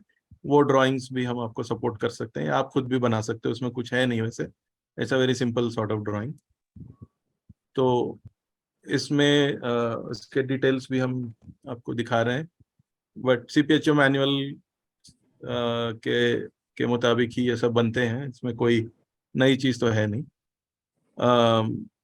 So this is the detailing of the screen chamber. So my third request to you, मैंने 2 रिक्वेस्ट ऑलरेडी किए हुए हैं, मेरा तीसरा रिक्वेस्ट आपसे ये होगा कि ये जो ड्राइंग्स हैं ये हम आपको फॉर्मली भी सबमिट कर देंगे। ये इनके ऊपर आप अपना अगर एक्सपर्ट ओपिनियन दें, इसका रिव्यू करें और हमें बताएं कि इसमें आपको क्या लगता है।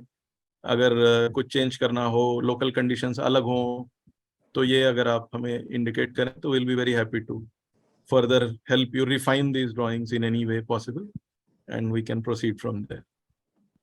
सो These drawings are already available with the AGV department. तो मैं पहले ये सब आपसे शेयर कर दी गई थी, तो ऑलरेडी ये है सबके पास। लेटर के थ्रू भी वापस आने पूरे स्टेट सारे इंजीनियर और डिस्ट्रिक्ट को सर्टिफिकेट हुए हैं। सर ड्राइंग्स के अलावा इसकी डिकेंटिंग वेल की कैलकुलेशंस वगैरह भी कैसे, डिटेंशन पीरियड कितना रखा है कितना नहीं रखा, वो अगर आप कैलकुलेशंस भी दे देंगे तो बेटर रहेगा। या ये नोट में सारी चीजें हैं, it's a self contained note, उसमें सारी चीजें दी हुई हैं। ओके। या और आपका जो क्वेश्चन है वो obviously you would be interested in the design calculations, but design बहुत ही सिंपल है। We have given a 1.5 day retention period, that's all. There is no real design. 1.5 day। या कोई डिजाइन नहीं है इसके अंदर, वो बस एक वेट वेल का डायमेंशनिंग है। मैं करूंगा तो एक तरह से डायमेंशन करूंगा, आप करोगे तो दूसरी तरह से डायमेंशन होगा। इसमें कैरेक्टरिस्टिक्स बस मैं आपको ये दिखाता हूँ। देखिए नीचे जो स्लोप दिया है ना, आपके स्क्रीन पे पता नहीं कितना क्लियरली दिख रहा है, मगर स्लोप दिया दिख हुआ रहा है। हाँ, ये थोड़ी थोड़ी जो डिटेलिंग है ये इंपॉर्टेंट है। Not the, there is no design in this in terms of engineering, but the detailing is important because you don't want sludge to get stuck in one place. You want it to move to the towards the pump, so that the pump, when it pumps out, all the solids also move ऐसा ना हो कि solid एक ही जगह रह गए अपने डिकैंटिंग well में और बस पानी जा रहा है सीवेज पंपिंग स्टेशन की तरफ। तो उसके लिए थोड़ा we take precautions, otherwise there is no big issue in this.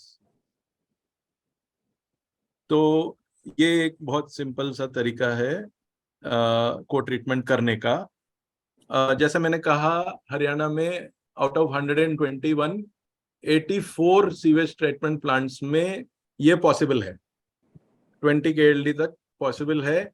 और ये डिजाइन्स भी अवेलेबल हैं हर जगह। आप अगर 20 KLD बनाना ना चाहें तो हम लोग और थोड़ा बारीकी से एनालिसिस करके अलग अलग STP के लिए अलग अलग साइज के ट्रीटमेंट प्लांट बना सकते हैं, वो कोई इशू नहीं है। अब अगर बाकी के जो STP हैं जिनमें 80% से ज्यादा यूटिलाइजेशन हो रहा है, वहां भी अगर हमको को ट्रीटमेंट करने की इच्छा हुई तो हम फिर दूसरे मेथड में जाएंगे। ये दूसरा मेथड ये है कि जैसे आप इस स्कीमेटिक में देख रहे हैं, पहले हम सॉलिड लिक्विड सेपरेशन कर लेंगे। सो ट्रक से देखिए, ट्रक से फिर से वही है स्क्रीन ग्रिड चेम्बर जो भी है, प्री ट्रीटमेंट जो होता है। फिर हम उसको एक सॉलिड लिक्विड सेपरेशन यूनिट में डाल रहे हैं, जहाँ पे पानी अलग हो जाए, वेस्ट वाटर अलग कर देते हैं और जो स्लड्ज है वो अलग कर देते हैं। बस पानी को हम वेट वेल में ऐड कर रहे हैं। तो ये क्या होगा, अगर 20 KLD का अगर आप देख रहे हो तो ये 20 KLD का फीकल स्लज नहीं होगा, 20 KLD का वेस्ट वाटर आएगा। तो उसका जो कैपेसिटी कैलकुलेशन हमने 1% पे किया था वो अब 100% पे कर सकते हैं। तो अगर आपका 4 mld का कैपेसिटी है तो उसमें आप 4 mld का फीकल स्लज ऐड कर सकते हो। बेशक 4 mld फीकल स्लज लेके आना तो इम्पॉसिबल होगा, उतना रेडियस बहुत बढ़ जाएगा, 100 किलोमीटर तक चला जाएगा, तो उतना आएगा नहीं। मगर अगर अर्बन में भी आ रहा है और अर्बन का पॉपुलेशन ज्यादा है उस शहर का जहाँ पे STP है, वो भी ऐड करना हुआ और वो ऐड करने पे पता चला कि बहुत लोग हैं उधर जो सेप्टिक टैंक पे डिपेंड कर रहे हैं, जो भी है, उसके बाद अगर लगता है कि नहीं डाइल्यूशन मेथड नहीं हो सकता इस पर्टिकुलर STP में, तो ये मेथड करते हैं तो बहुत सिंप्लीफाई हो जाता है।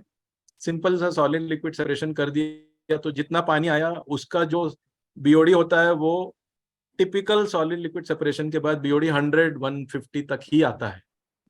और आपका STP डिजाइन हुआ होगा 250-300 BOD पे।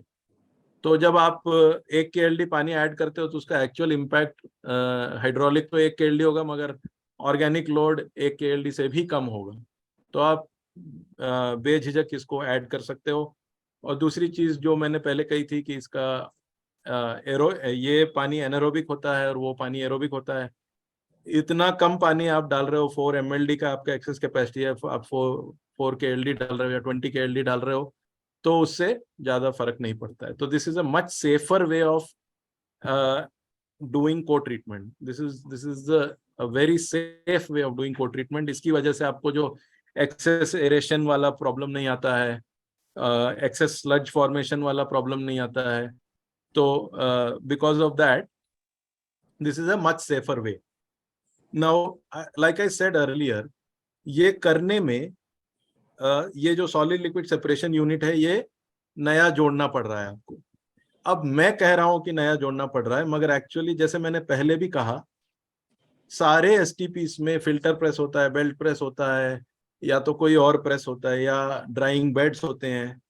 तो अभी तक तो हमने कहीं देखा नहीं कि वो प्रॉपरली यूज हो रहे हैं। सारे STPs में ये मात्र पड़े होते हैं उस तरह से, एक माने for lack of a better description, monument की तरह पड़े होते हैं। मैंने कोई यूज करता नहीं है ज्यादातर, जब जहां हमने देखा है। हरियाणा में हमने एक भी नहीं देखा, तो हम हरियाणा की बात नहीं कर रहे हैं। I am saying in general in STPs what I have seen is that the sewage sludge infrastructure is not utilised properly. some cases it is brand new and it is left like that. So अगर वो है infrastructure तो उसको use करना चालू करें, तो ये भी ऐड करने की जरूरत नहीं है। ये इंफ्रास्ट्रक्चर एक्चुअली होता है STP में। ठीक है, बाई चांस नहीं है तो नया एक solid liquid separation module add करना कोई बड़ी बात नहीं है, ये कर सकते हैं। अब इसका डिजाइन कैसे हो, क्या हो, ये एक थोड़ा इन्वॉल्व सा टॉपिक है। इसके लिए भी हमारे पास एक रेडी मैनुअल बना हुआ है। I was hoping to show it to you.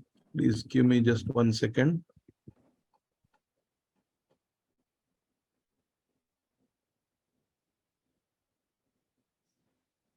Kindly bear with me for a second.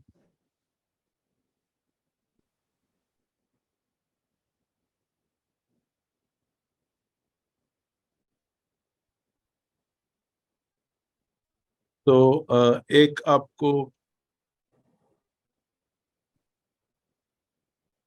हाँ ये है, ये हमने CPHEO के लिए एक मैनुअल एक बनाया हुआ है, मैनुअल ऑन को ट्रीटमेंट प्लानिंग एंड डिजाइन। एक अगर एक STP है या पंपिंग स्टेशन है, तो आप उस पंपिंग स्टेशन में या STP में कैसे आप स्टेप बाय स्टेप तरीके से आप को ट्रीटमेंट उसमें प्लान कर सकते हैं। ये मैनुअल अवेलेबल है, ये हम आपके साथ शेयर करेंगे।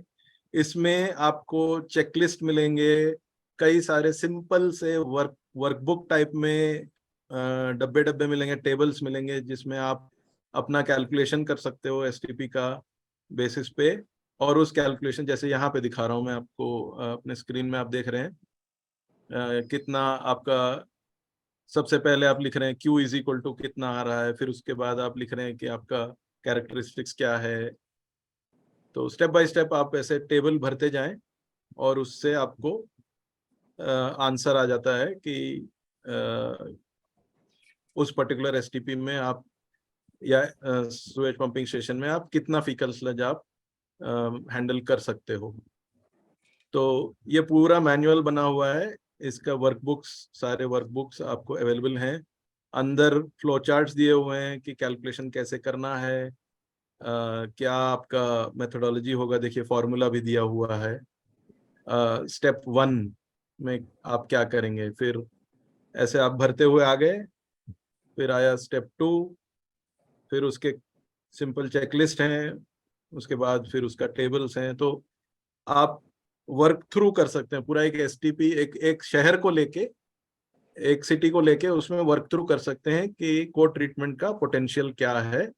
3-4 STP हैं, 2-3 पंपिंग स्टेशन है, जो भी है आप वर्कआउट कर सकते हैं। तो ये आपके लिए बहुत ही यूजफुल सा एक मैनुअल होगा, क्योंकि आप सब लोग बहुत अच्छे से समझते हैं सुवेज ट्रीटमेंट प्लांट्स और पंपिंग स्टेशंस के डिजाइन्स को। तो ये आपके लिए बहुत यूजफुल होगा। तो इसके अंदर मैं बस ये दिखाना चाहता था। Now I will just skip through, इतना डिटेल में कवर मैं कर भी नहीं पाऊंगा, और इसमें ऐसी कोई चीज नहीं है जो मैं आपको बता पाऊँ, आप मेरे से ज्यादा अच्छा समझते होंगे ये सारी चीजें। तो ये I will just skip through this. इसमें दोनों मेथड्स दिए हुए हैं, जैसे यहाँ पे देख रहे हैं आप, डायरेक्ट एडिशन मेथड दिया हुआ है, जिसको मैं डायरेक्ट डिस्पोजल मेथड बोला था। डायरेक्ट एडिशन मेथड यहाँ दिया हुआ है, और यहाँ पे दिया हुआ है कि सॉलिड लिक्विड सेपरेशन मेथड। आप 5.2 में देख रहे हैं नीचे स्कीमेटिक में, दोनों मेथड के कैलकुलेशंस, सारी चीजें यहाँ पे दी हुई हैं। तो मैं आपको जो स्पेसिफिक चीज दिखा रहा था वो ये था कि यहाँ पे एनेक्शर में देखिए स्कीमेटिक में क्लियरली लिखा हुआ है एग्जैक्टली क्या करना है, और इसके डिजाइन्स भी दिए हुए हैं, कैसे ये अप्रोच करना है, इसका डिजाइन दिया हुआ है। और जो इसमें वो भी कैलकुलेशन दिए हुए हैं कि आप अगर 1% वाला जो मैंने थंब रूल दिया उस मेथड से आप नहीं करना चाहते, आप अगर एक्चुअल में कैलकुलेट करना चाहते हैं कि आपका BOD कैपेसिटी कितना है, COD कैपेसिटी कितना है, टोटल नाइट्रोजन कैपेसिटी कितना है, एक्सेस, वो सारी पैरामीटर्स को एक एक करके आप एक्सेस कैपेसिटी कैलकुलेट करके फीकल स्लज के साथ कंपेयर करके आप निकाल सकते हैं कि एग्जैक्ट फीकल स्लज आप कितना डाल सकते हो उसके अंदर। तो इसमें पूरा डिटेल से दिया हुआ है वो। ये भी हम अक्षय की तरफ से आपके साथ शेयर करेंगे। इसमें पूरा ये देखिए डिजाइन भी दिया हुआ है।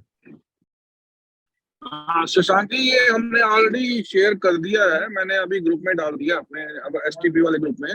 SCs can share with their executive engineers. This manual Right, is sir. already with us. Thank you sir, thank you so much. तो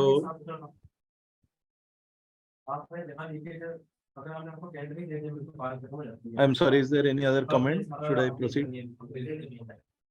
टाइम अगर हम ये करेंगे ना, सर आप कंटिन्यू करें, वो कोई किसी ने अपना शायद अनम्यूट कर दिया। Sorry, yes. हमारी हमारी हमारी बात है। देखो हम ना, आपको मैं वैसे बता दूं कि जो जितनी हमारे पास सेशन की आ रही है उसको भाई link सारे करेंगे, अनम्यूट कर दो प्लीज, बाकी पेमेंट्स हैं। म्यूट कर दो, म्यूट, सॉरी म्यूट। अगर मेरे पास सेशन की आ रही है लीकेज की, और वो 2 दिन 3 दिन में एड्रेस नहीं हो रही है, आपको हम लोगों ने दे रखी है, आप नहीं कर पा रहे हो, तो आपकी स्लीप होगा वो स्लीप सर एग्री होगा स्लीप करना, क्योंकि मैं जो है ना आज देख रहा था 188 हमारी सेशन के पेंडिंग दिखाई दे रहा है, काइंडली ये म्यूट कर दें, कौन बात कर रहा है?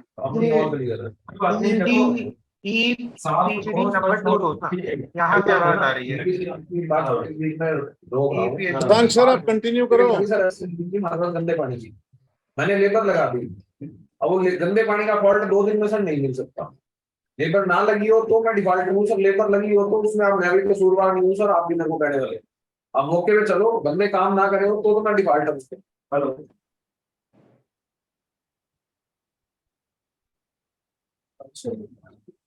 राजीव सर, शशांक सर तो शायद लेफ्ट आउट ही हो गए।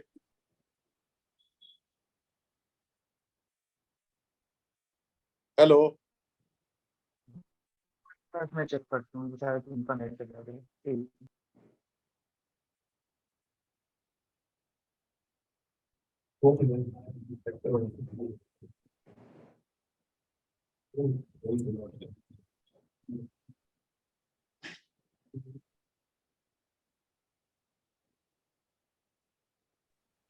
हाँ जी शशांक जी कंटिन्यू करो। शशांक जी अभी शायद ऑनलाइन नहीं है। शायद एक मिनट में चेक करूँ।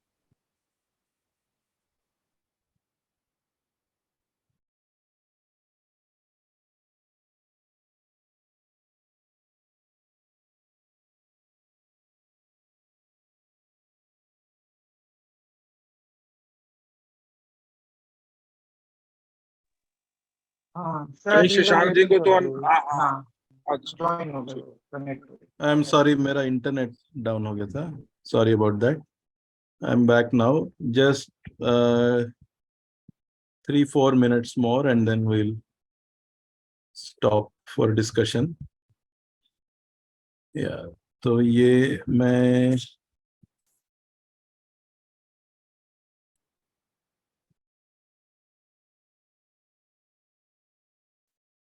हाँ, तो यही सारी चीजें मैं दिखा रहा था आपको कि ये स्लज थिकनिंग टैंक है, एक तरह का सॉलिड लिक्विड सेपरेटिंग यूनिट, जो ओडिशा में इन्होंने जो को ट्रीटमेंट किया है पूरी ट्रीटमेंट प्लांट में, भुवनेश्वर जो एसटीपी है इनका, वहां पे ये उन्होंने यूज किया sludge thickening tank as a solid liquid separation unit.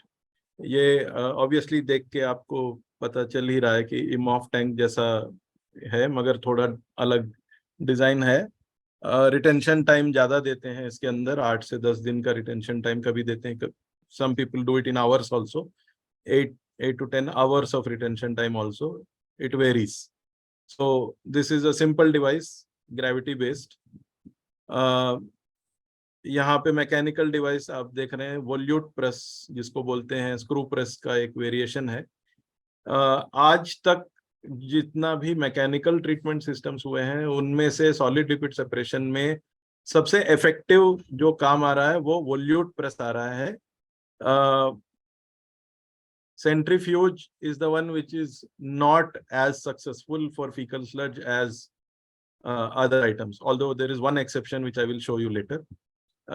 एक exception है centrifuge जहाँ पे काम कर रहा है, बाकी ज्यादातर वोल्यूट प्रेस का जो फीडबैक मिल रहा है वो बहुत अच्छा आ रहा है कि आप पॉलीमर यूज करके सॉलिड लिक्विड सेपरेशन के लिए जब आप उसको वोल्यूट प्रेस में डाल रहे हैं तो बहुत अच्छा उसका परफॉर्मेंस आ रहा है। अगर आप मैकेनिकल ट्रीटमेंट नहीं कर रहे हैं तो सिंपल जो ड्राइंग बेड्स जो सिस्टम है नीचे दिख रहे हैं आपको, these are very very effective as solid liquid separation. इसमें पॉलीमर ऐड करने की जरूरत नहीं होती है, ओनली थिंग इज स्पेस ज़्यादा चाहिए होता है और थोड़ा वर्कर्स चाहिए होते हैं कि अगर आपके प्लांटेड अनप्लांटेड ड्राइंग बेड है तो उसको क्लियर करने के लिए वर्कर्स चाहिए होते हैं। तो थोड़ा O&M उसकी वजह से इफेक्ट हो सकता है अगर आपका लेबर चार्जेस ज्यादा है तो, बट वो सब मैनेज हो जाता है कि आपका इलेक्ट्रिसिटी का कॉस्ट कम होता है, और skilled workers versus unskilled workers वाला जो डिफरेंस है वो भी आता है। तो they each has its own pros and cons.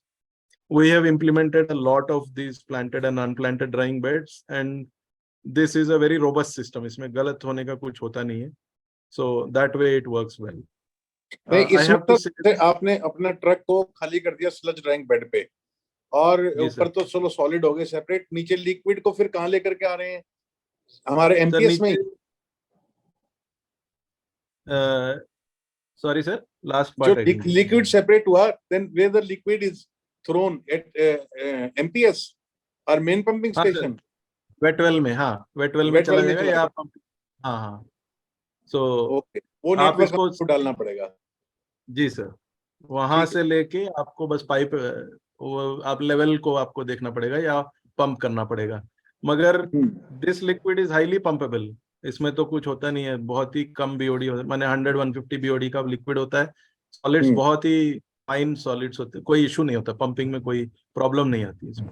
ठीक है। तो या अब इस manual, these are very basic structure sir. इस मैनुअल में थोड़े आपके चैलेंजेस और वो सब भी हैं। ये तो सर आपने तो देखा है सर, ये I have now, I did not see that you have joined, now I recognise.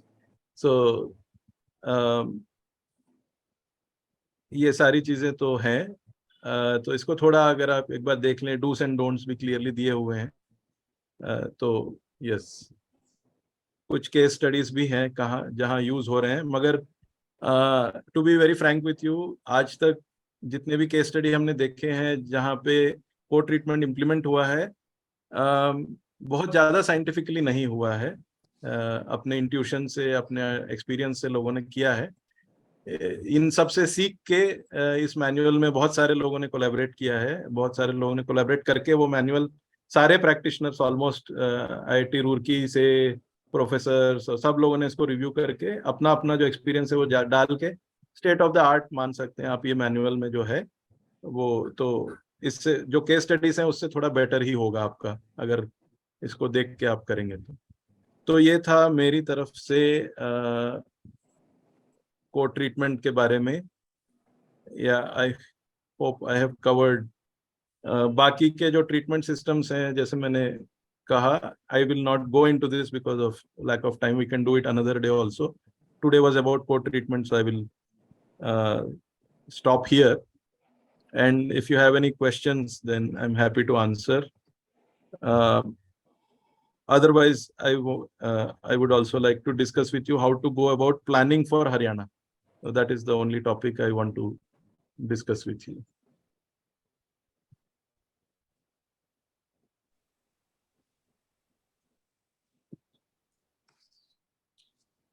कोई क्वेश्चंस हो किसी के, कोई एग्जीक्यूटिव इंजीनियर या सुपरिटेंडिंग इंजीनियर प्लीज बताएं।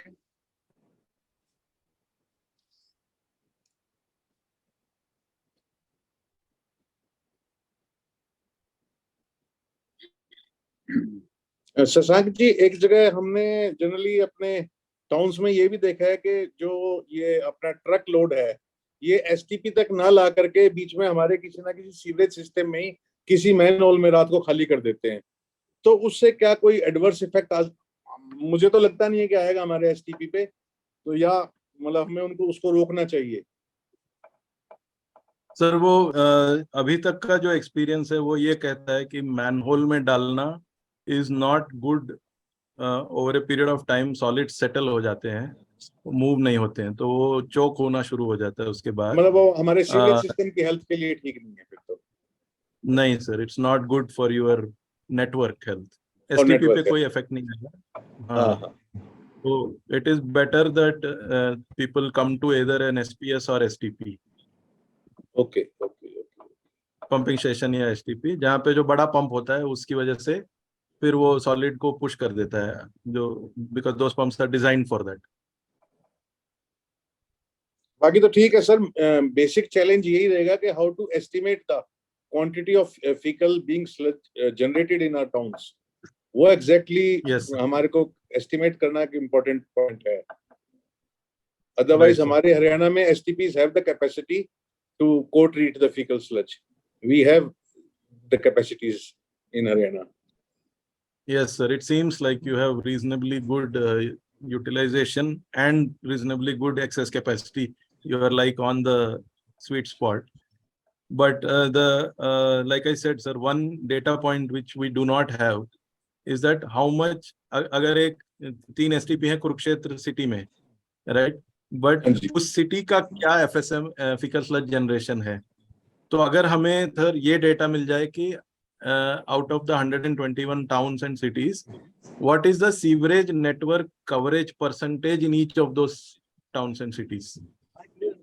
ये मिल वो जाएगी अगर सर, डेटा मिले, ये अवेलेबल है हमारे हाँ। पास फील्ड ऑफिसेज में कि सीवरेज जो नेटवर्क लगा है वो कितना है जी। और कितने लोगों ने लगभग कनेक्शंस भी लिए हुए हैं। कई जगह ऐसा भी है कि हमारे सीवर नेटवर्क तो है लेकिन 100% हाउस होल्ड्स ने कनेक्शन नहीं लिए हुए, 70% ने जी। लिए या 60% ने लिए, तो वो सारा बिल्कुल बैठ करके टाउन वाइज ही एस्टिमेशन करनी पड़ेगी हमारे को। Right sir. Every town has that it's kind own of- characteristics, every town has Right. Its own characteristics. Right sir. तो सर ये अगर और अगर हम आपके साथ मिलके इसका एनालिसिस करें सर तो बहुत हाँ। It will be very nice to do that sir. हाँ सर, सिग्नल वीक हो रहा है, आपकी आवाज हाँ, नहीं नहीं, आ रही एक चीज मैं ऐड करना चाहूंगा। अच्छा, तो अब आ रही है कुछ आवाज आई? हेलो, है। हाँ, अब आई आपकी आवाज, बताओ। हेलो। हाँ, तो 2019 में हमारे डिपार्टमेंट ने जो तो जो स्लजिंग ऑपरेटर्स हैं जो अर्बन में, वो हमारे एसटीपीज पे जाके डीस्लज कर सकते हैं, तो डीस्लज कर सकते हैं। तो हमारे अभी हमने जब पीछे इंफॉर्मेशन कलेक्ट करी थी अपने सारे डिपार्टमेंट से, तो उसमें दो चीजें निकल के आई थी। एक तो हमारा कौन से एसटीपी की कैचमेंट कौन से विलेजेस हैं, वो 10-15 विलेजेस का जो ग्रुप था वो ऑलरेडी सबने इंटीमेट किया था कि भाई कौन से एसटीपी कौन से विलेजेस के कैचमेंट हो गए, जैसे शशांक जी ने एक क्वेश्चन करा था। दूसरा ये था कि हमारे ऑलरेडी 123 एसटीपीज में कौन से ऐसे एसटीपीज हैं जहाँ पे ऑलरेडी ये जो इस तरह की एक्टिविटी जो डीस्लजिंग हो रही है, जो फीकल स्लज लेके आते हैं ऑपरेटर्स, वो भी हमने जो डिपार्टमेंट में इंस्ट्रक्शंस दी हैं, जैसे मेरे को याद आ रहा है झज्जर है, कुछ और ऐसे 7-8 हमारे एसटीपीज हैं जहाँ पे ऑलरेडी इस तरह की एक्टिविटी हो रही है, तो उसको भी डिटेल में स्टडी करा जा सकता है कि वो जब आ रहे हैं उसका प्लांट की हेल्थ पे क्या इफेक्ट पड़ रहा है, प्लांट में क्या जैसे कोई शॉक लोडिंग या उस तरह का इशू आ रहे हैं, जैसे इन्होंने ग्राफ दिखाया कितनी हम कैपेसिटी इसमें से कर सकते हैं। तो वो चीज जो है अपना शशांक जी, हमारे पास एक लाइव एग्जांपल्स है ऑलरेडी जहाँ पे हमारे 7-8 एसटीपीज पे ये ऑलरेडी गिर रहा है और उसको हम ट्रीट कर रहे हैं। तो हमारे को बेसिकली अब सारे इन एग्जांपल को देख के जो शशांक जी ने बताया कि एक डिजाइन कैलकुलेशन है, वो सारी हमने ऑलरेडी उस इंस्ट्रक्शन में शेयर की हुई है। एक एस्टिमेट भी इन्होंने बना के दिया हुआ है, इसमें साइजिंग करके एस्टिमेट, इनफैक्ट कॉस्ट भी निकाल के दी हुई है। तो उसी पैटर्न पे हमने हर एसटीपी को जो है ना उसका यूनिक लेआउट देखते हुए एक एस्टिमेशन करना है। जैसे इन्होंने 3 मेथड बताए कि भाई एक पॉपुलेशन का है, एक हमारा एक्चुअल उनसे कॉन्टैक्ट करने का है। तो सबसे जरूरी, जैसे चीफ साहब ने भी कहा, सबसे पहले जरूरी यही है कि हम ये एग्जैक्ट थोड़ा सा एक साइंटिफिक तरीके से जितना मैनुअल को रेफर करके हम निकाल लें भी हमारी कितना फिक्स फीकल स्लज की इनकमिंग लोड होगा, उसके अकॉर्डिंगली हम अपने एग्जिस्टिंग एसटीपी को एनालाइज करके हम अपना डिजाइन कर लें और उसके ऊपर हम अपना एस्टिमेट बना दें। तो जैसे हमने लेटर में भी लिखा था कि जो मिस्टर अक्षय हैं वो हमारे को सपोर्ट देंगे, वाश के इंस्टीट्यूट के जो हरियाणा के लोकल रिप्रेजेंटेटिव हैं, तो उनका मोबाइल नंबर भी शेयर करना है। तो अक्षय आप जरा बाद में भी एक बार शेयर कर देना अपना मोबाइल नंबर और अपने आप को इंट्रोड्यूस भी कर देना। तो ये जो है ना इस तरह के एस्टिमेट्स बेसिकली अब हमने बनाने हैं सारे, और बड़ा ये डेवलपमेंट पंचायत जो है इसकी बड़े रिव्यू हाईएस्ट लेवल पे, सीएम लेवल पे और एसीएस लेवल पे हो रहे हैं। तो बार बार इसके बारे में पूछा जाता है, इसीलिए थोड़ा सा ये आज था कि ये एक हमारे पास टेक्निकल सपोर्ट पार्टनर है ये हमारी हेल्प करने के लिए। बाकी मैं चाहूंगा कि एससी और एक्शंस कुछ क्वेश्चन पूछे ताकि थोड़ा सा और क्लैरिटी बने सबके पे। तो अगर कोई क्वेश्चन है तो प्लीज बताइए।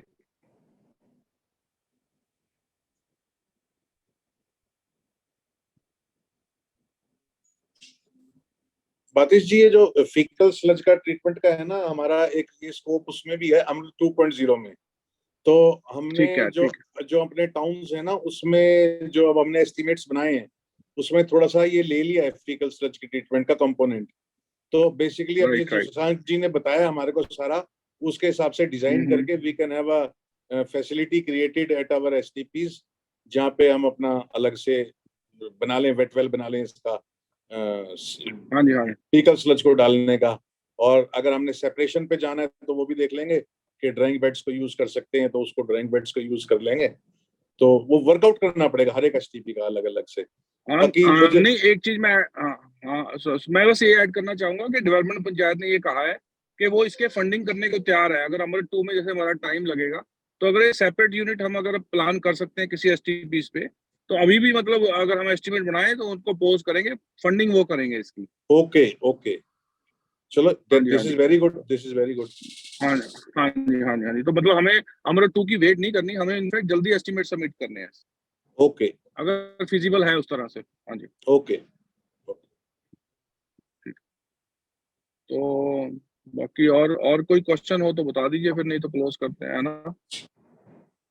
Sir, so just in closing, just wanted to repeat my request. एक तो sir वो latitude longitude of every STP, that would be very useful to have.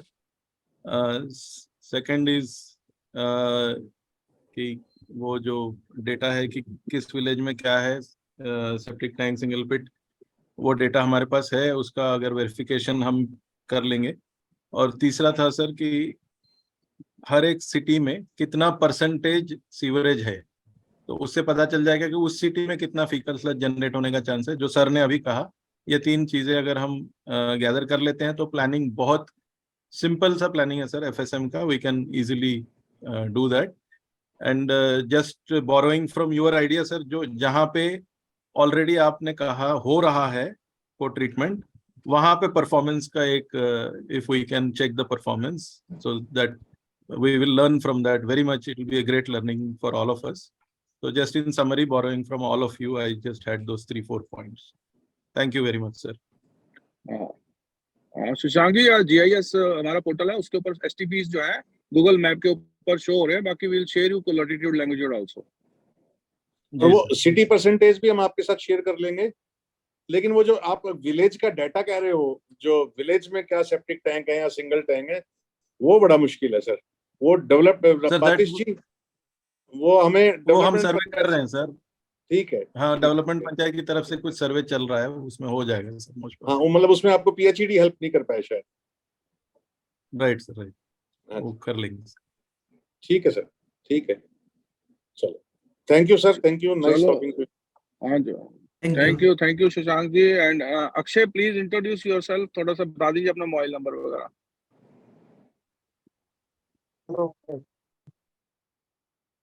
मैं अक्षय जैन हूँ यहाँ पे। हरियाणा के लिए बहुत सारे तरफ से स्टेट कोऑर्डिनेटर और रिप्रेजेंटेटिव हूँ। मेरा कॉन्टैक्ट नंबर आपको हाल में लेकर दिया तो उसमें नहीं, मैं यहाँ पे बोल देता हूँ। If anyone needs any help और समथिंग, सम डॉक्यूमेंट और anything, you can contact me. तो 8011 60। शशांक जी, आपकी आवाज साफ नहीं आ रही है, थोड़ा हाँ Akshay, your voice is very weak. हाँ, से लाउडली।